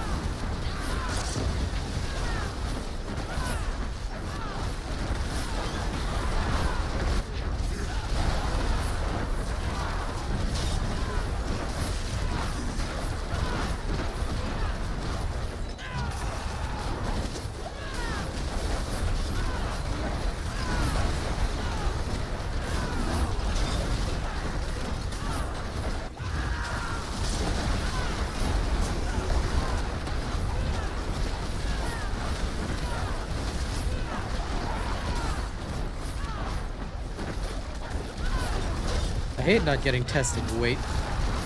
It's the worst. I never get reward 6 without test of weight. The speed is nice, but the extra attunement, damn. Also die, random oppressor. Okay, how we go?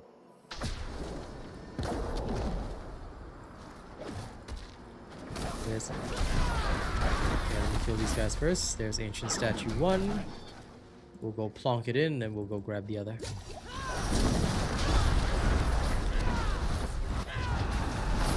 Okay, this way.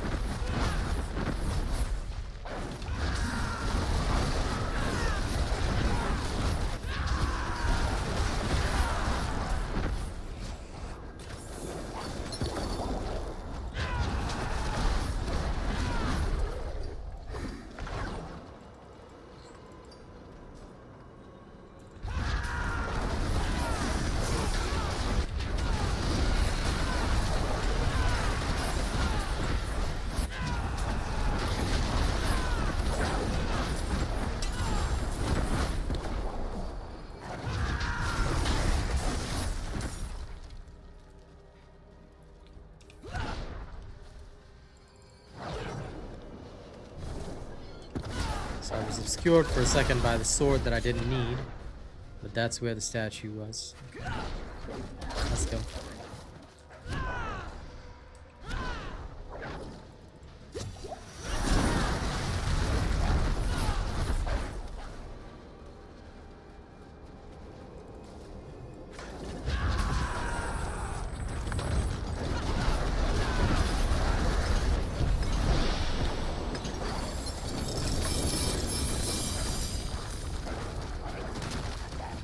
Epic.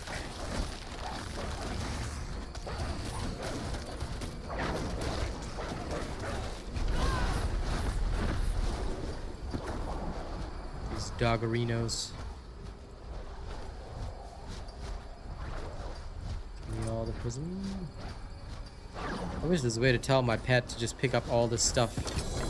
Like, I don't mind sorting through the equipment, but God, the pet should pick up at least tuning stuff, because we're always going to grab that. Ah, well.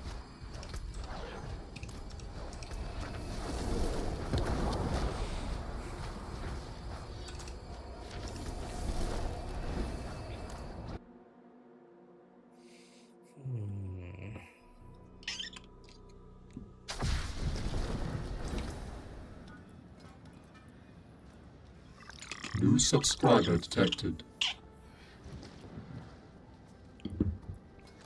Trying to think of a few things.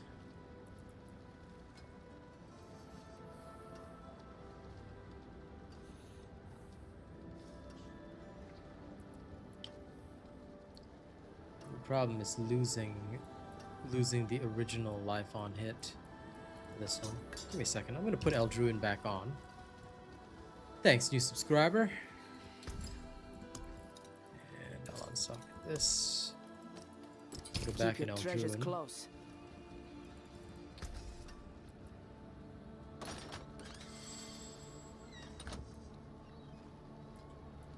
Would be nice, but I need cooldown and critical strike chance. That's what I need more than anything. Okay. Let's hope to get very, very lucky with some of these. Nope. Martial skill versus the current Malore. The current Malore is already better. It needs to have +3 plus something else.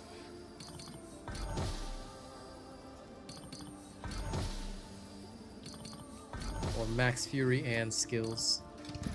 Something crazy like that.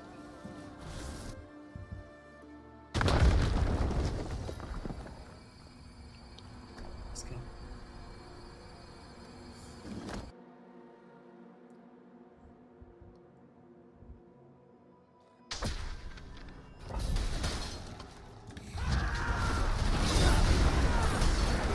So then, I stuck the fool with his own.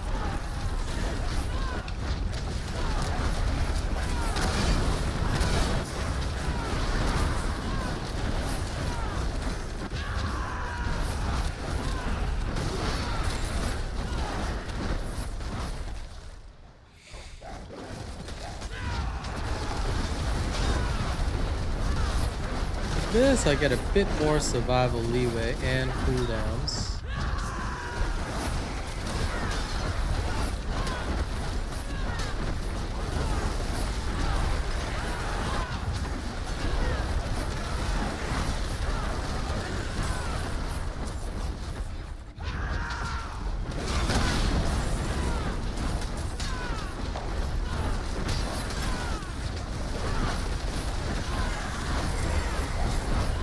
Seconds of bliss.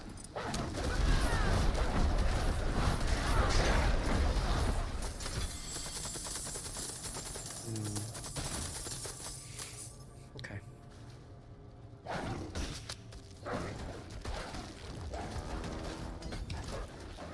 One more point.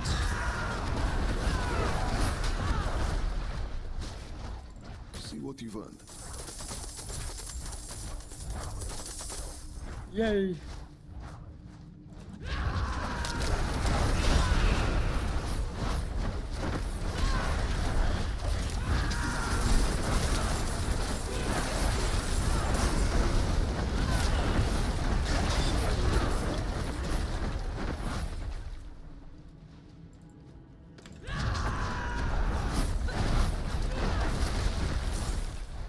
And we still need to slay fractured spirits. Okay.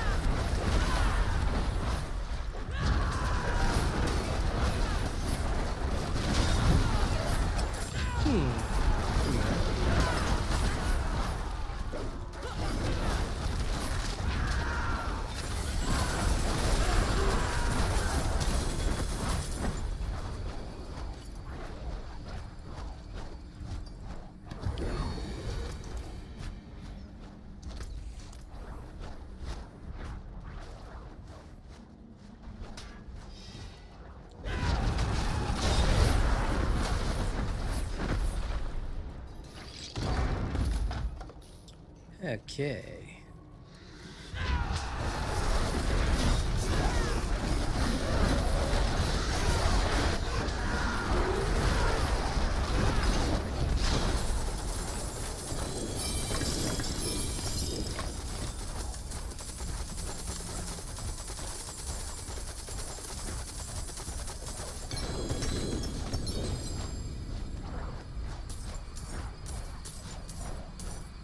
Okay, I gotta call my girl, so give me a second.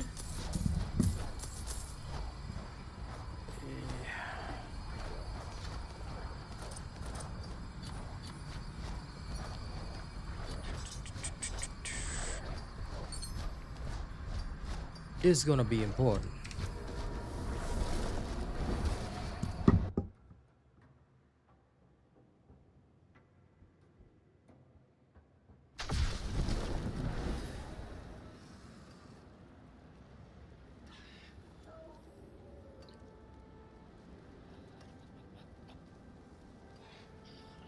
Hey, morning. Did you fall back asleep? I saw your message, like you read my message, or rather you opened your phone, but you must have like rolled over and went back to sleep. Okay, you gonna be up now?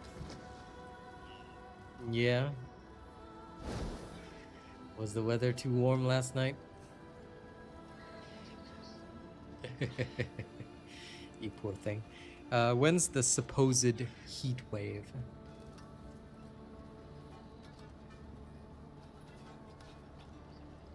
When is the heat wave thing that you mentioned? You said it was gonna go up to like 30s or something. Oh, it's okay. Okay. So you're gonna be melted, Kaz.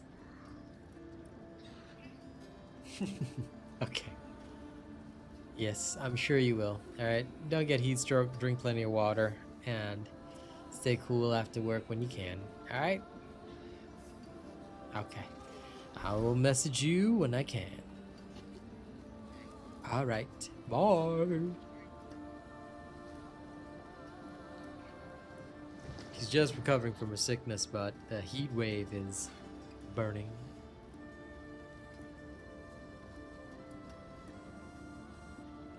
Okay. All right. All good on my end.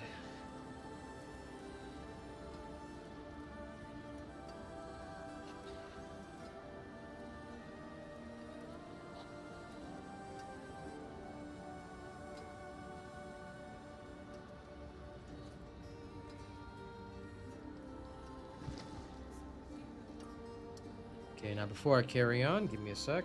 Just gonna check a few things.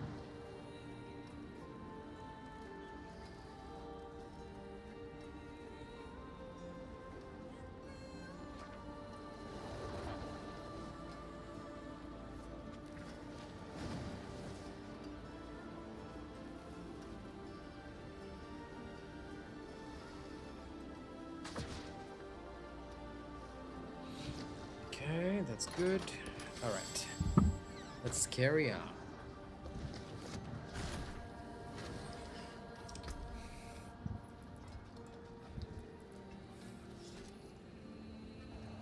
A nice little Tybalt's wheel.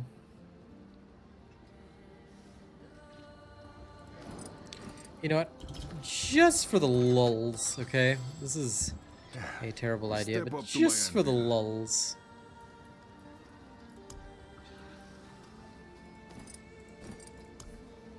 And temper this.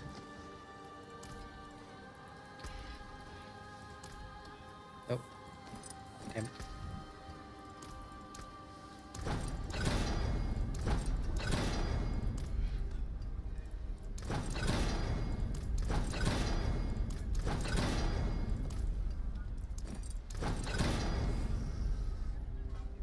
Okay, that's a greater affix, right? Now, Worthy of the ancients, this. once again, for the lulls. Ah, Mainlander, what brings you?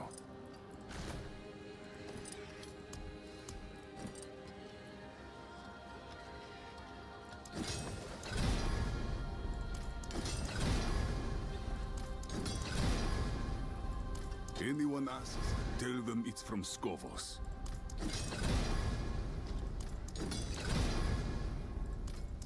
I wanted to hit the resistance to all elements. That is Ascari craftsmanship. And yes, I'm literally doing this for the lulls. Mostly because I can. Bond resistance to all elements. There we go. Okay. Alright. Now, for shits and giggles, mostly. Okay. We have this new, better chess piece, which is great and grand. Just gonna shove this one in here temporarily. Okay. I'm gonna take this. Put this here.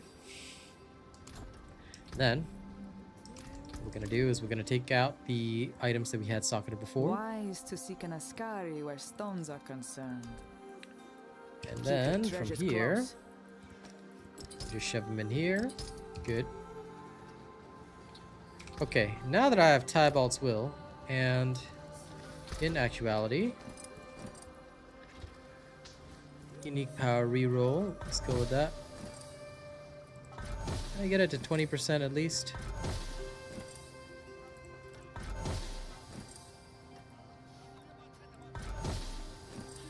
Okay, 20%.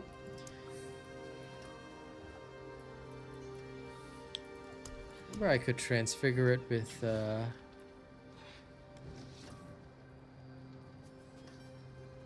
oh, you. Not that. Okay, whatever. Indestructible. Cool. That is a shitty power, but whatever. Let's go. Okay, so now since I have to go into the pit anyway, let's see how quickly I die. I was gonna mess around with this anyway. So now no armor bonus. I am so screwed. I can already envision how screwed I am, so I will just survive it.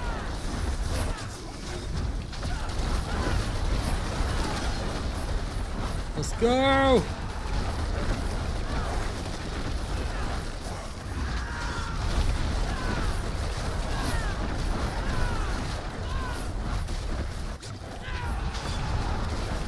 Impressive.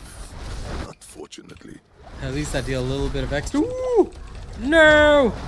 Damn it, I got tethered. Okay, this is about what I expected.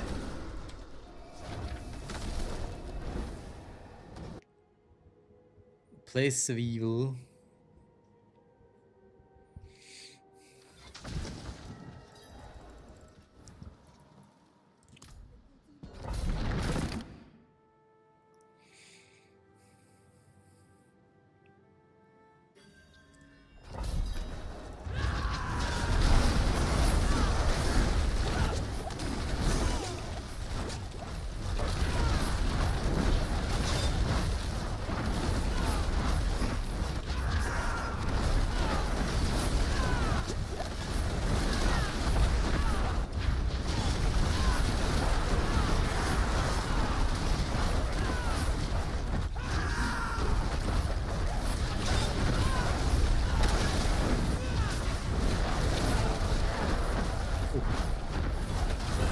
That's no good.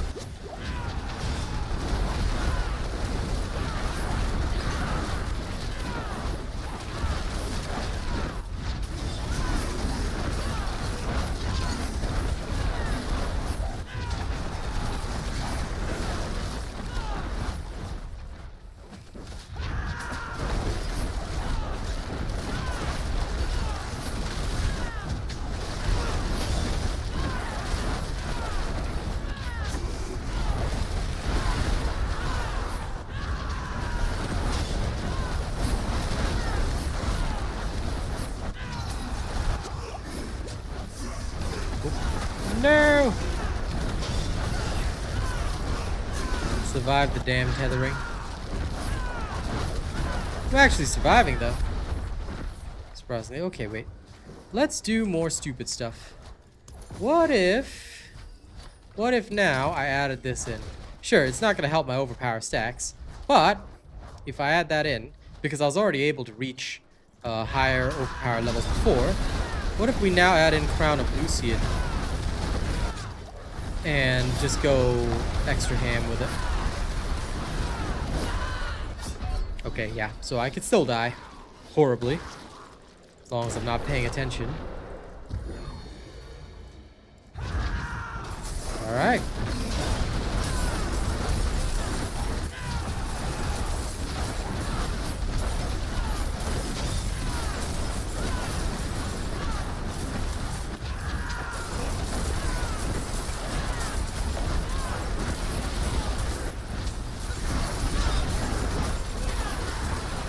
Crown of Lucian, I do get to go extra ham. Since I still don't have Banished Lords as my amulet. Oop. No! Stupid tethering. God damn it. I hate those guys that tether me. That is such a stupid ability. But this might actually work even better. Hold on. Now I have to try. First, repair my gear. Hold up. Experimentation is the foundation of everything. New subscriber detected. Thank you, new subscriber. Welcome among us. That's it for that piece. Let's get involved with even more stupidity. Again.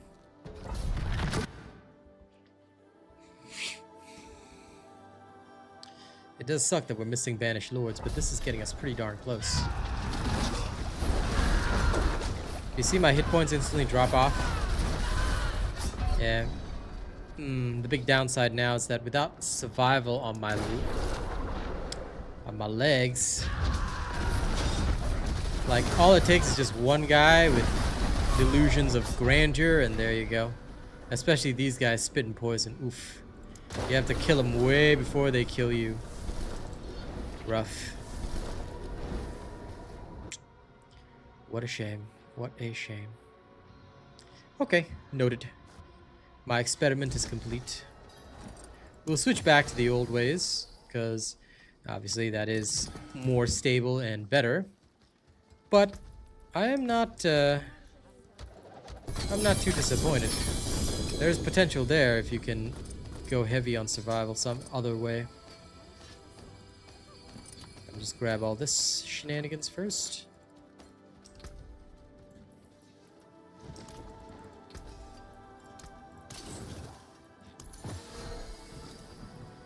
That's it for that piece.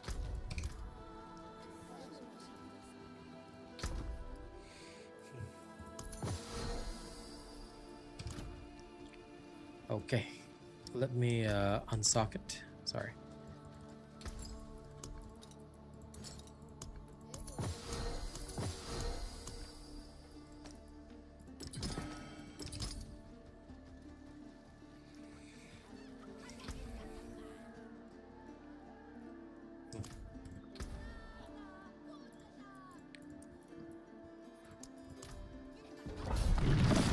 Back down to 113. And we Gucci. That's a nice stable number.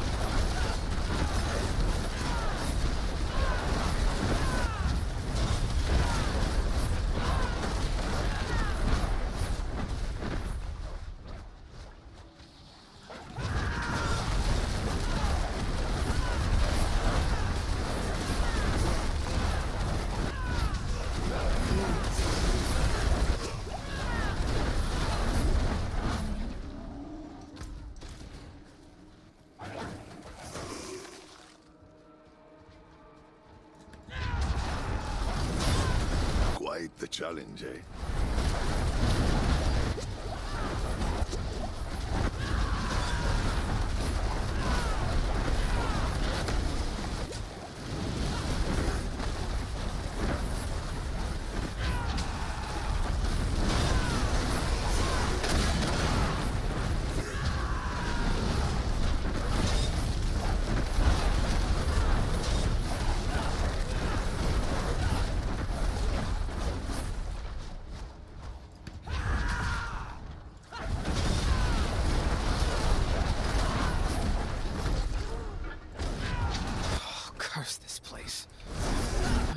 followed.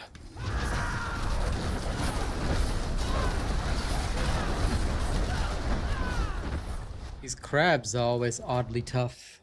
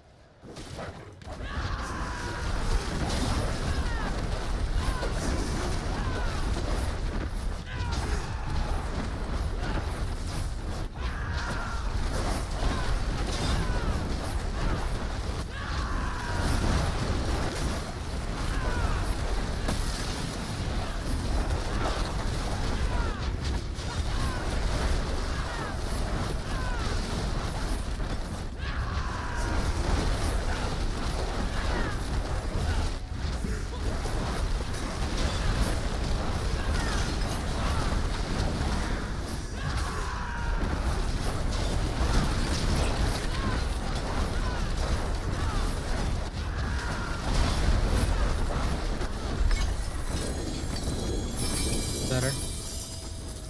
Not the greatest, but better.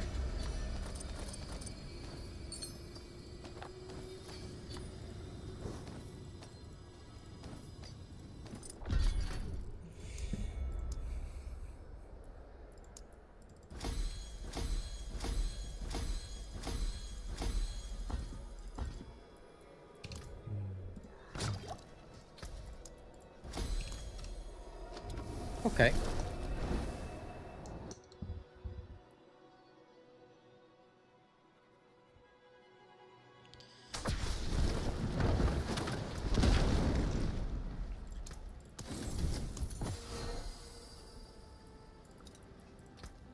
That's it for that piece.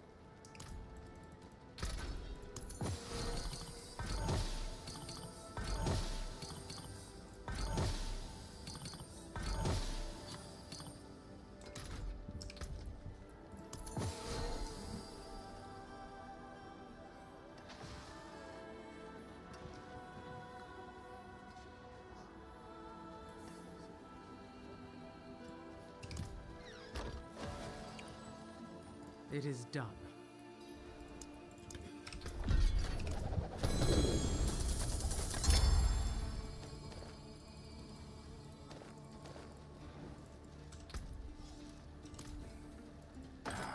Hail victory, and many more to come.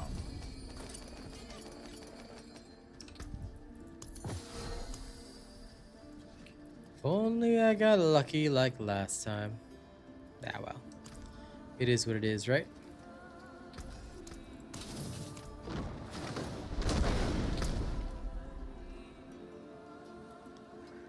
Okay.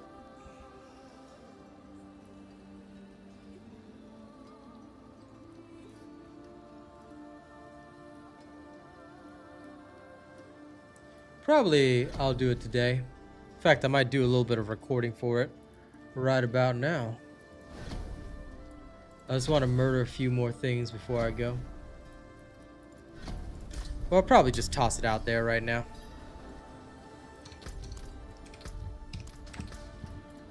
Because I want to go back to the Warlock as soon as possible. Once I can go back to the Warlock, life is okay.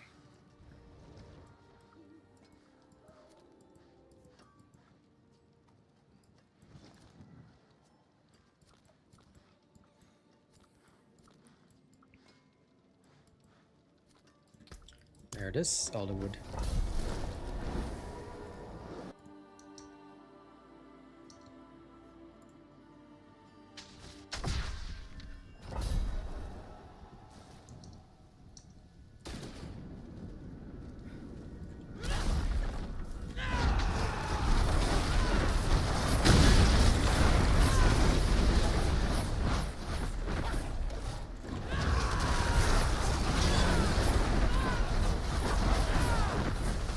I think for Barb, Like, my farming is good on the spin, but to push higher, I'm gonna need a different build. A different way of life. Still, this is really good because if I have extra time toward the end of season, like, I can use this to farm whatever the hell I want.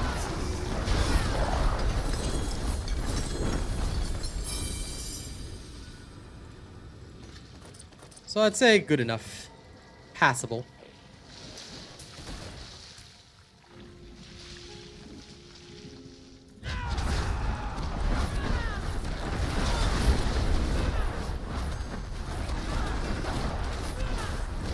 I'm trying to time it well, but I think, yeah, I might do some of the filming for the video, because if I do the filming separately, then I really might not have time.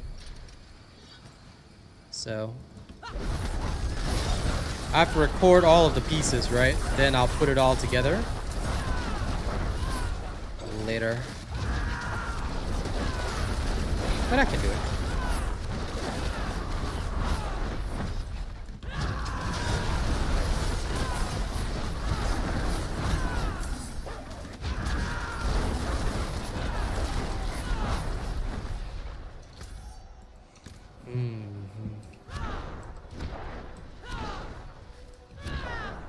Roar!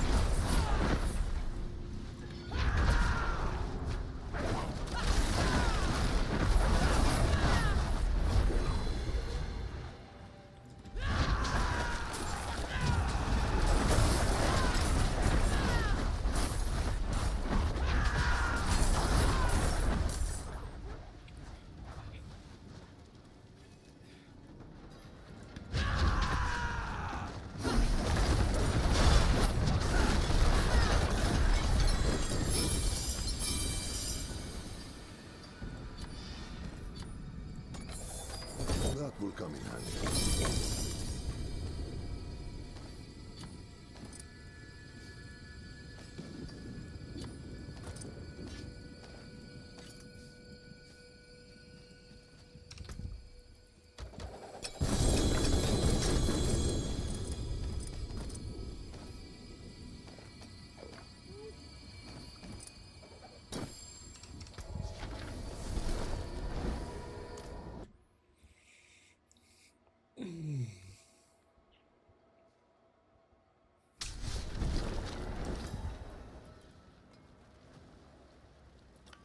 Time being, I saw something. Oh, it was the Godslayer crown.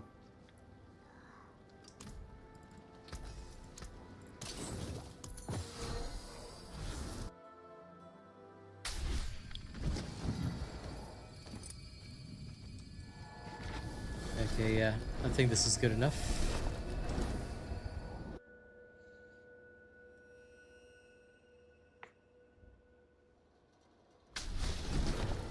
Okay.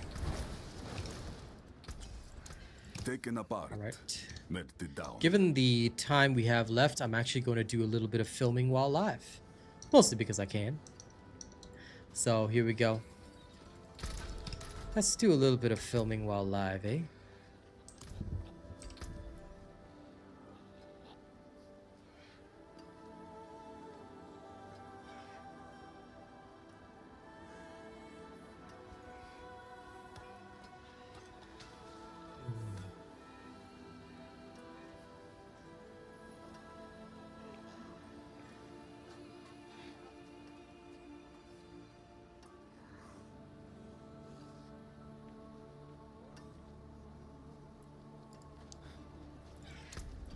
Does my character actually need the most? If I could push it back up.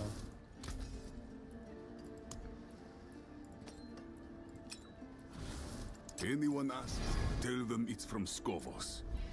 30% attack speed. Well, can't say no to that. But I think I'd rather do it on the critical strike chance. There we go. Bellissimo. Okay, let's do this. Time to do a little recording. Alright, let me just set up a few things. Let's do it while live. Okay, ladies and gents, if you want a Barbarian build that can handle Torment 12, okay, farming fast, then this is for you. I'm going to tell you guys straight up, there is no build planner. I'm so sorry, I don't have the time to make one. All right, if you want to make one on my video, you're more than welcome to do so, but there's no build planner, so if that's a turn off, you can click off right now. I sincerely apologize for that. Okay, I'll also tell you that this build is not really designed to push the highest levels of the pit. Okay, this is actually designed mostly for speed farming, and later on you can transition once you've got perfect gear toward a pit pushing build for the Barbarian if you really want to. But this is great if you want to get your farm on, if you want to spin and literally turn everything into dust while spinning. Okay, so how do you put it together? Well, let's go through the skills, Paragon, everything. It's all time stamped. All right, everything is explained in its sections, and I've given you plenty of time to take screenshots along the way. So although there's no build planner, don't worry, there are summary sections and then there are explanation sections, so you don't have to watch a whole ass video. All right, but I do recommend watching the whole thing so you can understand my choices and why I did certain things, you know, and when I did certain things. Yeah? Okay, let's get started. Okay, so that's recording number 1. So this is how I shoot my build videos. I have to record them section by section. And since we got a little bit of time at stream, you know, I'll figure I'll do a little bit of the work now. That way I don't have to do too much later on. Okay, let's do it. I'm just gonna need to put in...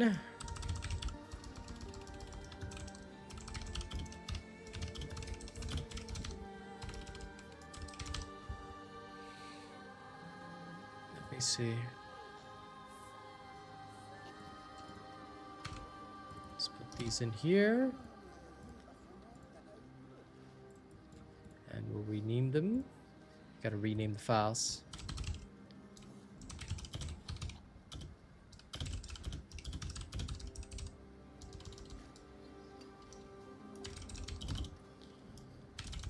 Intro.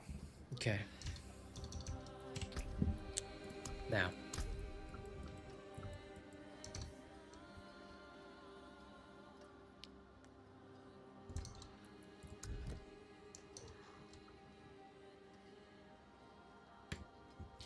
Okay, every good build guide starts with the skills. So here's the summary of the skills you are going to use in this build. All right, you're going to have Whirlwind, all right, maxed out. You're going to have Call of the Ancients. You're going to have Iron Skin, Challenging Shout, War Cry, and Rallying Cry. War Cry and Rallying Cry need to be maxed out. All right, here's the variants you're going to take. For your Whirlwind, you are going to take Bursting Whirlwind, cost damage bonus, and a channel damage bonus. Okay, for your Rallying Cry, you're going to take the Booming, Fortify, and Fury Gain. For your Iron Skin, you are going to take Juggernaut, Weaken, and Maximum Life. For your Challenging Shout, you don't have to max this, but you will take Ball, Weaken, and Damage Bonus. For your War Cry, make sure you take Mighty Roar, Ferocity, and Vulnerable. All right, and all the way down here at Call of the Ancients, you are going to take Attack Speed and Damage Bonus, which is really useful. You're going to take Damage Bonus down here. Okay, you can choose damage reduction, but it's really not going to help you, so damage bonus is better. And of course, you're going to take Highlander. All right, so that's it for your skills. In terms of your class, you are going to have the Polearm Expertise as your technique. All right, and because you'll be relying on your two-handed mace for Whirlwind as an assignment, you're going to have two-handed mace expertise maxed out. All right, and you're pretty much good to go. Now, let's go into a detailed explanation of these skills and why they're in there.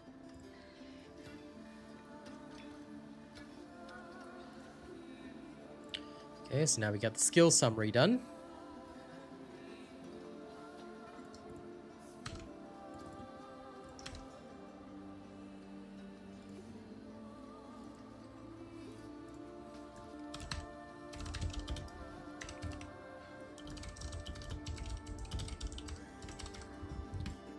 Okay, again.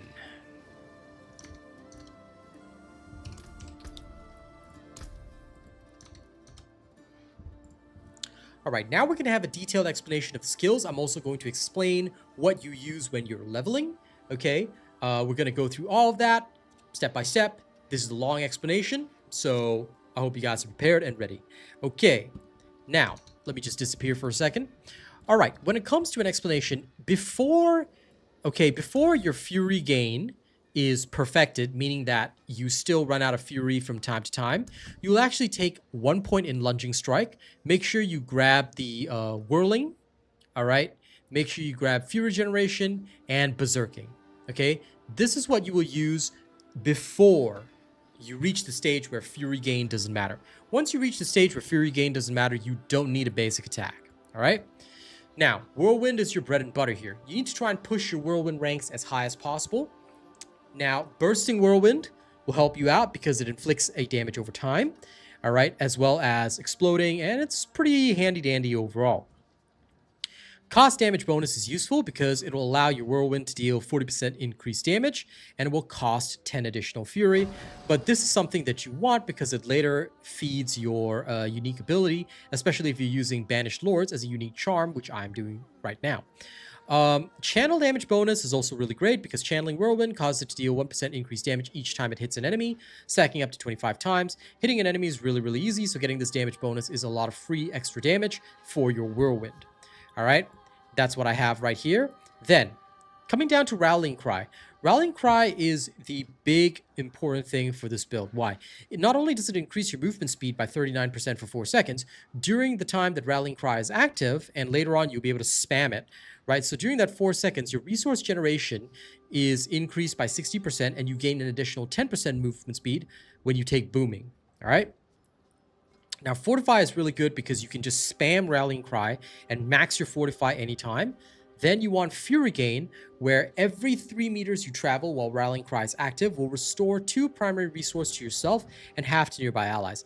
The half to nearby allies is not really important. What matters is that when you're moving around, and you will be spinning and moving all the time, okay, you will gain more resource, which is great. Now, Iron Skin, you only need 1 point in this because Iron Skin's main purpose, all right, is very simple. It's to give you Unstoppable. It gives you a little bit of extra barrier whenever you're about to take a big hit, and actually increases your maximum life by 15% for 3 seconds, which is pretty awesome. You can also grab Weaken here, which I find is really good. Some people like movement speed. I prefer Weaken. Why? Enemies attacking you while Iron Skin is active become weakened for 3 seconds. All right? Sure, you already have weakening on Challenging Shout, but this can additionally help you, especially in situations where you need to survive. Then you've got Maximum Life. It'll increase the maximum life bonus granted by Iron Skin to 15%. If you don't take this, the maximum life bonus is 10%. The alternative is to grant 2 stacks of Resolve when cast. It's up to you which one you want to choose. All right, some people prefer Resolve with the Iron Skin. You can go that way as well. That is completely fine and normal. I'm currently just using this, but, you know, flip around and see whichever one makes you feel better. You know, go with that. All right, if you find that the Resolve is better for you, go for it. It's really not a bad thing. Okay, then you've got Challenging Shout. Now, Challenging Shout is a useful one. Challenging Shout will cause damage reduction by taunting nearby enemies for 8 seconds. Okay, this is pretty helpful. Dump spare points into this. All right, whatever points you have spare after maxing out, you know, all the other stuff that you're supposed to max out, you can put into Challenging Shout. Ball will grant you an additional damage reduction that decays over the duration of Challenging Shout. This is really helpful for burst reduction. Okay, Challenging Shout will weaken enemies, and the damage bonus is very useful against bosses because the first 5 enemies taunted by Challenging Shout will take increased damage from you. Then Warcry. This is your steroid. It is a big damage increase that'll help you out because it's multiplicative damage. All right. Make it grant ferocity so that you attack faster. If you really, really don't need this, you can go for the slow, but I would just take ferocity anyway because faster attack speed. Why not? Warcry makes enemies vulnerable. Vulnerable enemies. Why not? Then Mighty Roar. The damage bonus is increased by 10% and allies now receive its full effect. You also gain Berserking for 4 seconds. Berserking. Why not? Right? Okay, so you should have all that in your Warcry. Then, with Call of the Ancients, I also dumped a lot of spare points in here, but technically speaking, if you don't need the spare points in Call of the Ancients, I would dump them into Challenging Shout instead for even more damage reduction. But where you choose to go with this, it's really up to you. You're not exactly using the skill for damage. What you are using the skill for is for the attack speed and damage bonus. So you want to cast it before fighting any elites. You're also using it for the further damage bonus, which is permanently active because your Ancient is always there. And last but not least, using it, like, you have to grab Highlander because this will cause the Ancient to be permanent. All right? And it also causes the cooldown to go down to like 2 seconds, which is what you want.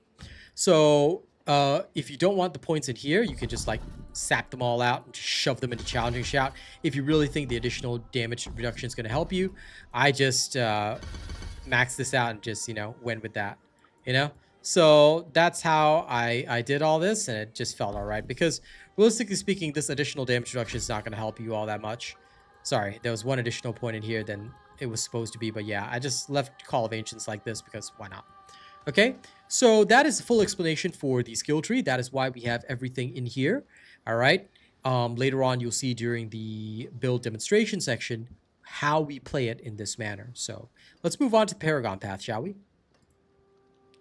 Okay, and that recording is done as well. I'll probably have to finish the recording after I end stream, but this gives me a bit of leeway to move around. Okay.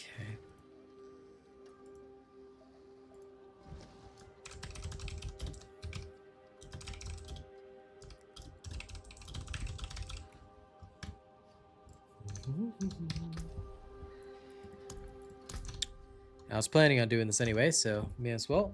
Okay, I'll record the Paragon path. I'll do gear and the rest of the stuff later. But the Paragon path, at least I want to get done now, so I don't have to do extra recordings later on. Okay. Excuse me.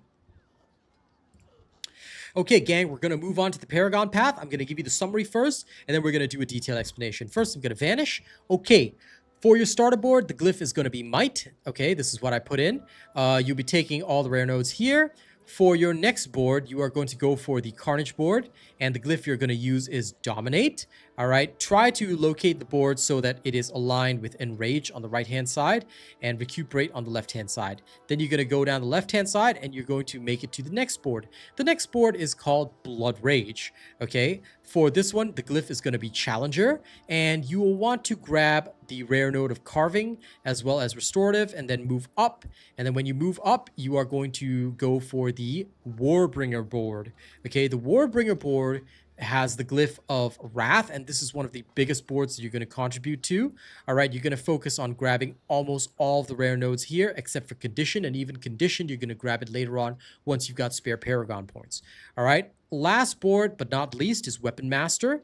Okay, the swapping is not really important here, but you want to deal 75% increased damage to injured and healthy enemies.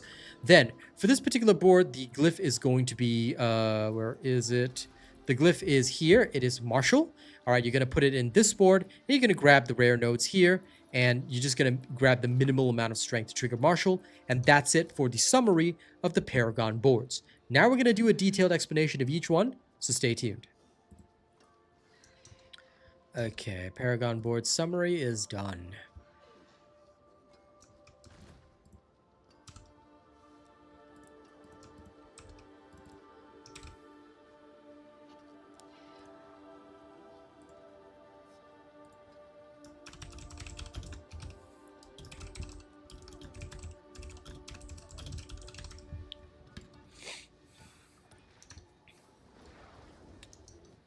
Okay.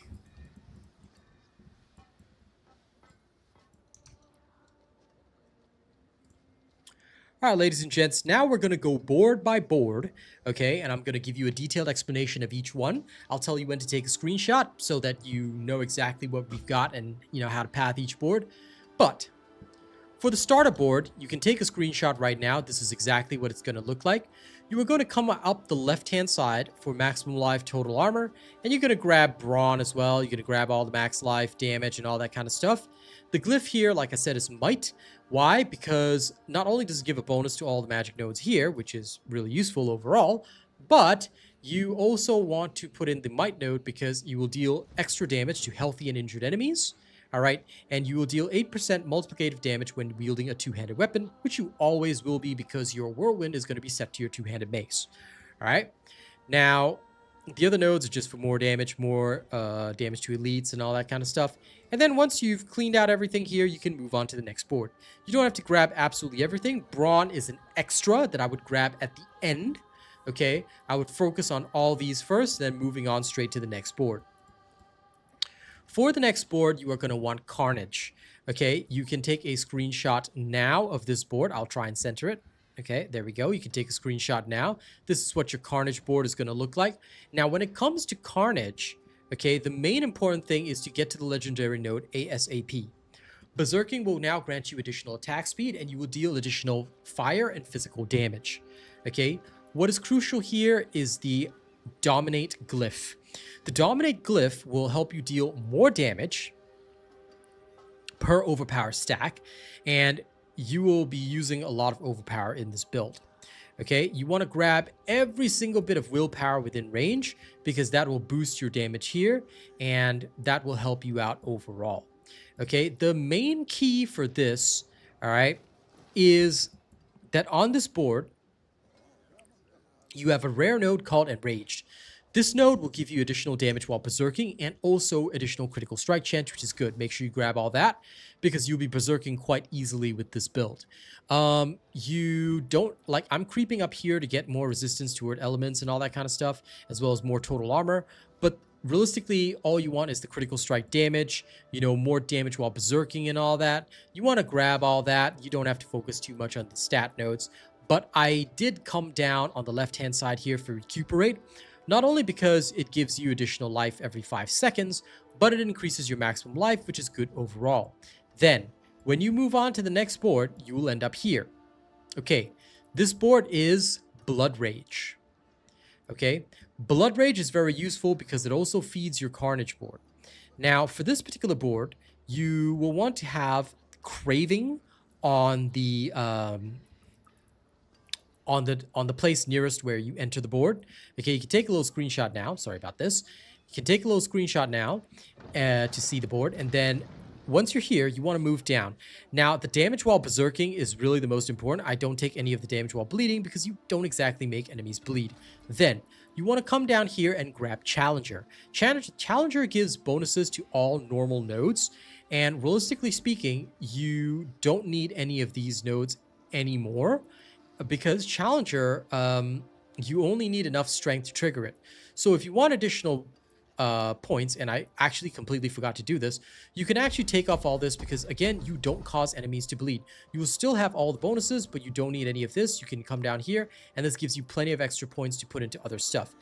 Try to only get the minimum strength bonus, all right? But you will most likely still pick up some additional strength because you're going to go all the way up here, okay? And then come down the left-hand side for Blood Rage. Then you want to grab Restorative, all right? And just grab the max life nodes. Don't bother with the healing received because that's really not important. There's other things that you can spend on for that. Okay? After that, you want to go up top, and then you come to your second last board. This is the fourth board. It's Warbringer. Warbringer is really important because every 300 fury you spend, you're going to gain life as Fortify, and that, realistically speaking, is not the important part. It's the deal 45% increased damage while fortified that you really want right here. Okay? So once you're ready with that, you're good to go. Now, for Warbringer board, I started out at the bottom because I really wanted to get Maximum Fury and all these Maximum Fury nodes as well as Maximum Life right here. Then I went up the center to grab Warbringer. I went down the right-hand side. I grabbed this Fire Resilience because although it says Fire Resilience, it actually gives you resilience versus all elements. You want to grab Maximum Fury right here, then come to the Glyph socket. So this is your most expensive board because you have to pretty much grab everything. Damage while fortified, damage and all that. You want to grab everything that you can here. You're also going to put in the Wrath Glyph, all right, and grab every single piece of dexterity that you can manage here. Why? Because you're going to gain bonuses for critical strike damage, which you want. So the Wrath Glyph being here is really, really good. It's a great position for it, all right. Then you're going to move up to your final board. For your final board, that's going to be Weapon Master. You can take a screenshot right now. Okay, Weapon Master is also a pretty expensive board overall. Now, what's going on here? when it comes to Weapon Master, you are going to go for the Martial Glyph. You only need enough strength to trigger it because there are no further bonuses. After that, you will gain bonuses to all magic nodes within range. All right, so you can spend on the additional dexterity and willpower here if you need it in your build. All right, but the main things that you want is the raw damage, okay, and you want the iron strength. The additional maximum fury is very helpful here, and the additional damage that you get is very helpful here. So your martial glyph boosts you in those ways. Then you want to come up and grab nimble for attack speed and damage, because obviously that's good. You want to come and grab deflection for resistance to all elements, total armor. You want hunter killer because additional fury on kill. And of course, grab the weapon master legendary node for the additional damage versus healthy and injured enemies. All right. Now, where do you go from here? Resistance to all elements, total armor, that is pretty much par for the course. The more resistance to all elements you have, the more you're going to survive. All right. Then you will probably want to just round out all sorts of health nodes. Like there's total armor here that you can grab, including like resistance to all elements. So you can grab that. I would first round out some of the other nodes, then go for the additional survival nodes. So for example, I've got 4 points, right? I would round this out first, then start putting points toward this, and then grab this one to round out as well. This gives you more armor, more resistances, more survival overall, because even that little bit of extra survival is going to help you toward the end. There are additional nodes that you can grab here as well, you know, so just round out everything, you know, just get all your resistances going, and you're pretty much good to go. All that resistance is going to come in big time toward the end, because that is what is going to save your ass at the upper tiers. And that's an explanation of the full Paragon board. All right, I hope it teaches you why I made all these choices, and I hope it helps in general. Yeah? All right. Let's move on to the next section, which is gear. Okay, that recording is done. I'll finish the rest of the recording later. So, hey, Vengeance Man, sorry you came in when I was recording this. I'm trying to save a little bit of time by doing some of the recordings now, because I know that later on, when I have to go in-depth with the guide, it's going to be long-ass. So I do summary, and then after that, I do the explanation. I mean, you know my style. So that's what I'm trying to do right now. Give explanations for every single thing that I've picked.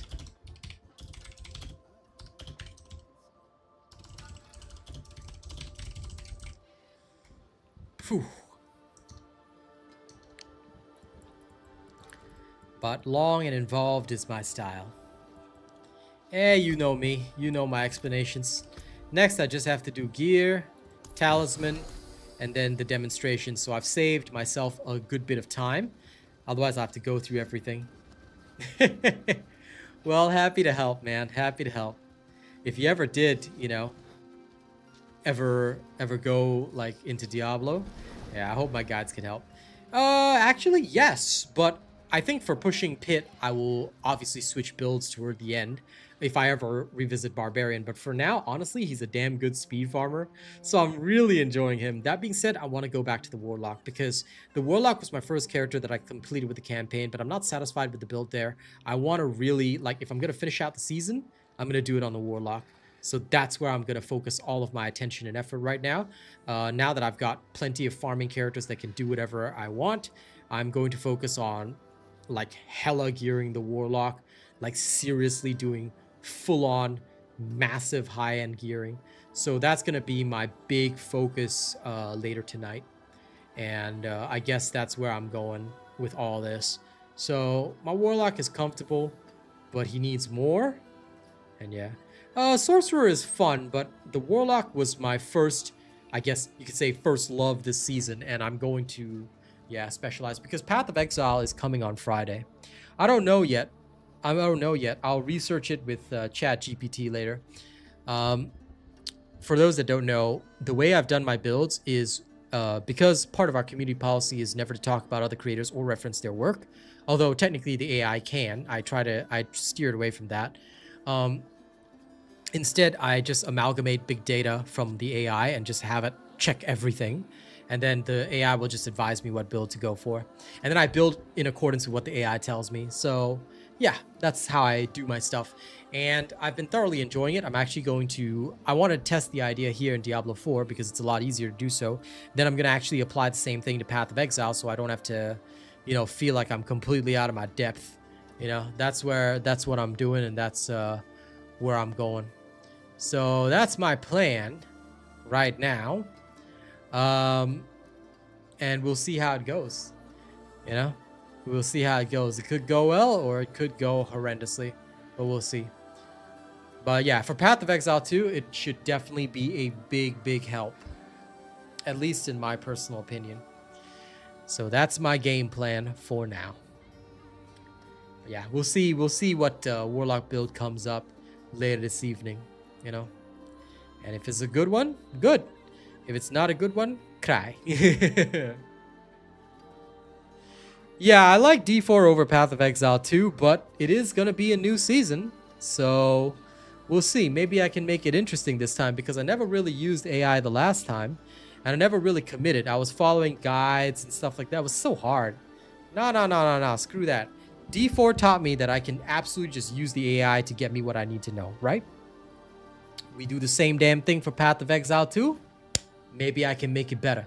Maybe I can make it more interesting. Maybe I can actually finally understand the damn game. You know what I'm saying? Like, that's my game plan. Mentally, that's my plan. You know, mentally, that's my plan. We're going to go with it, and we're gonna make it happen. So, hell yeah.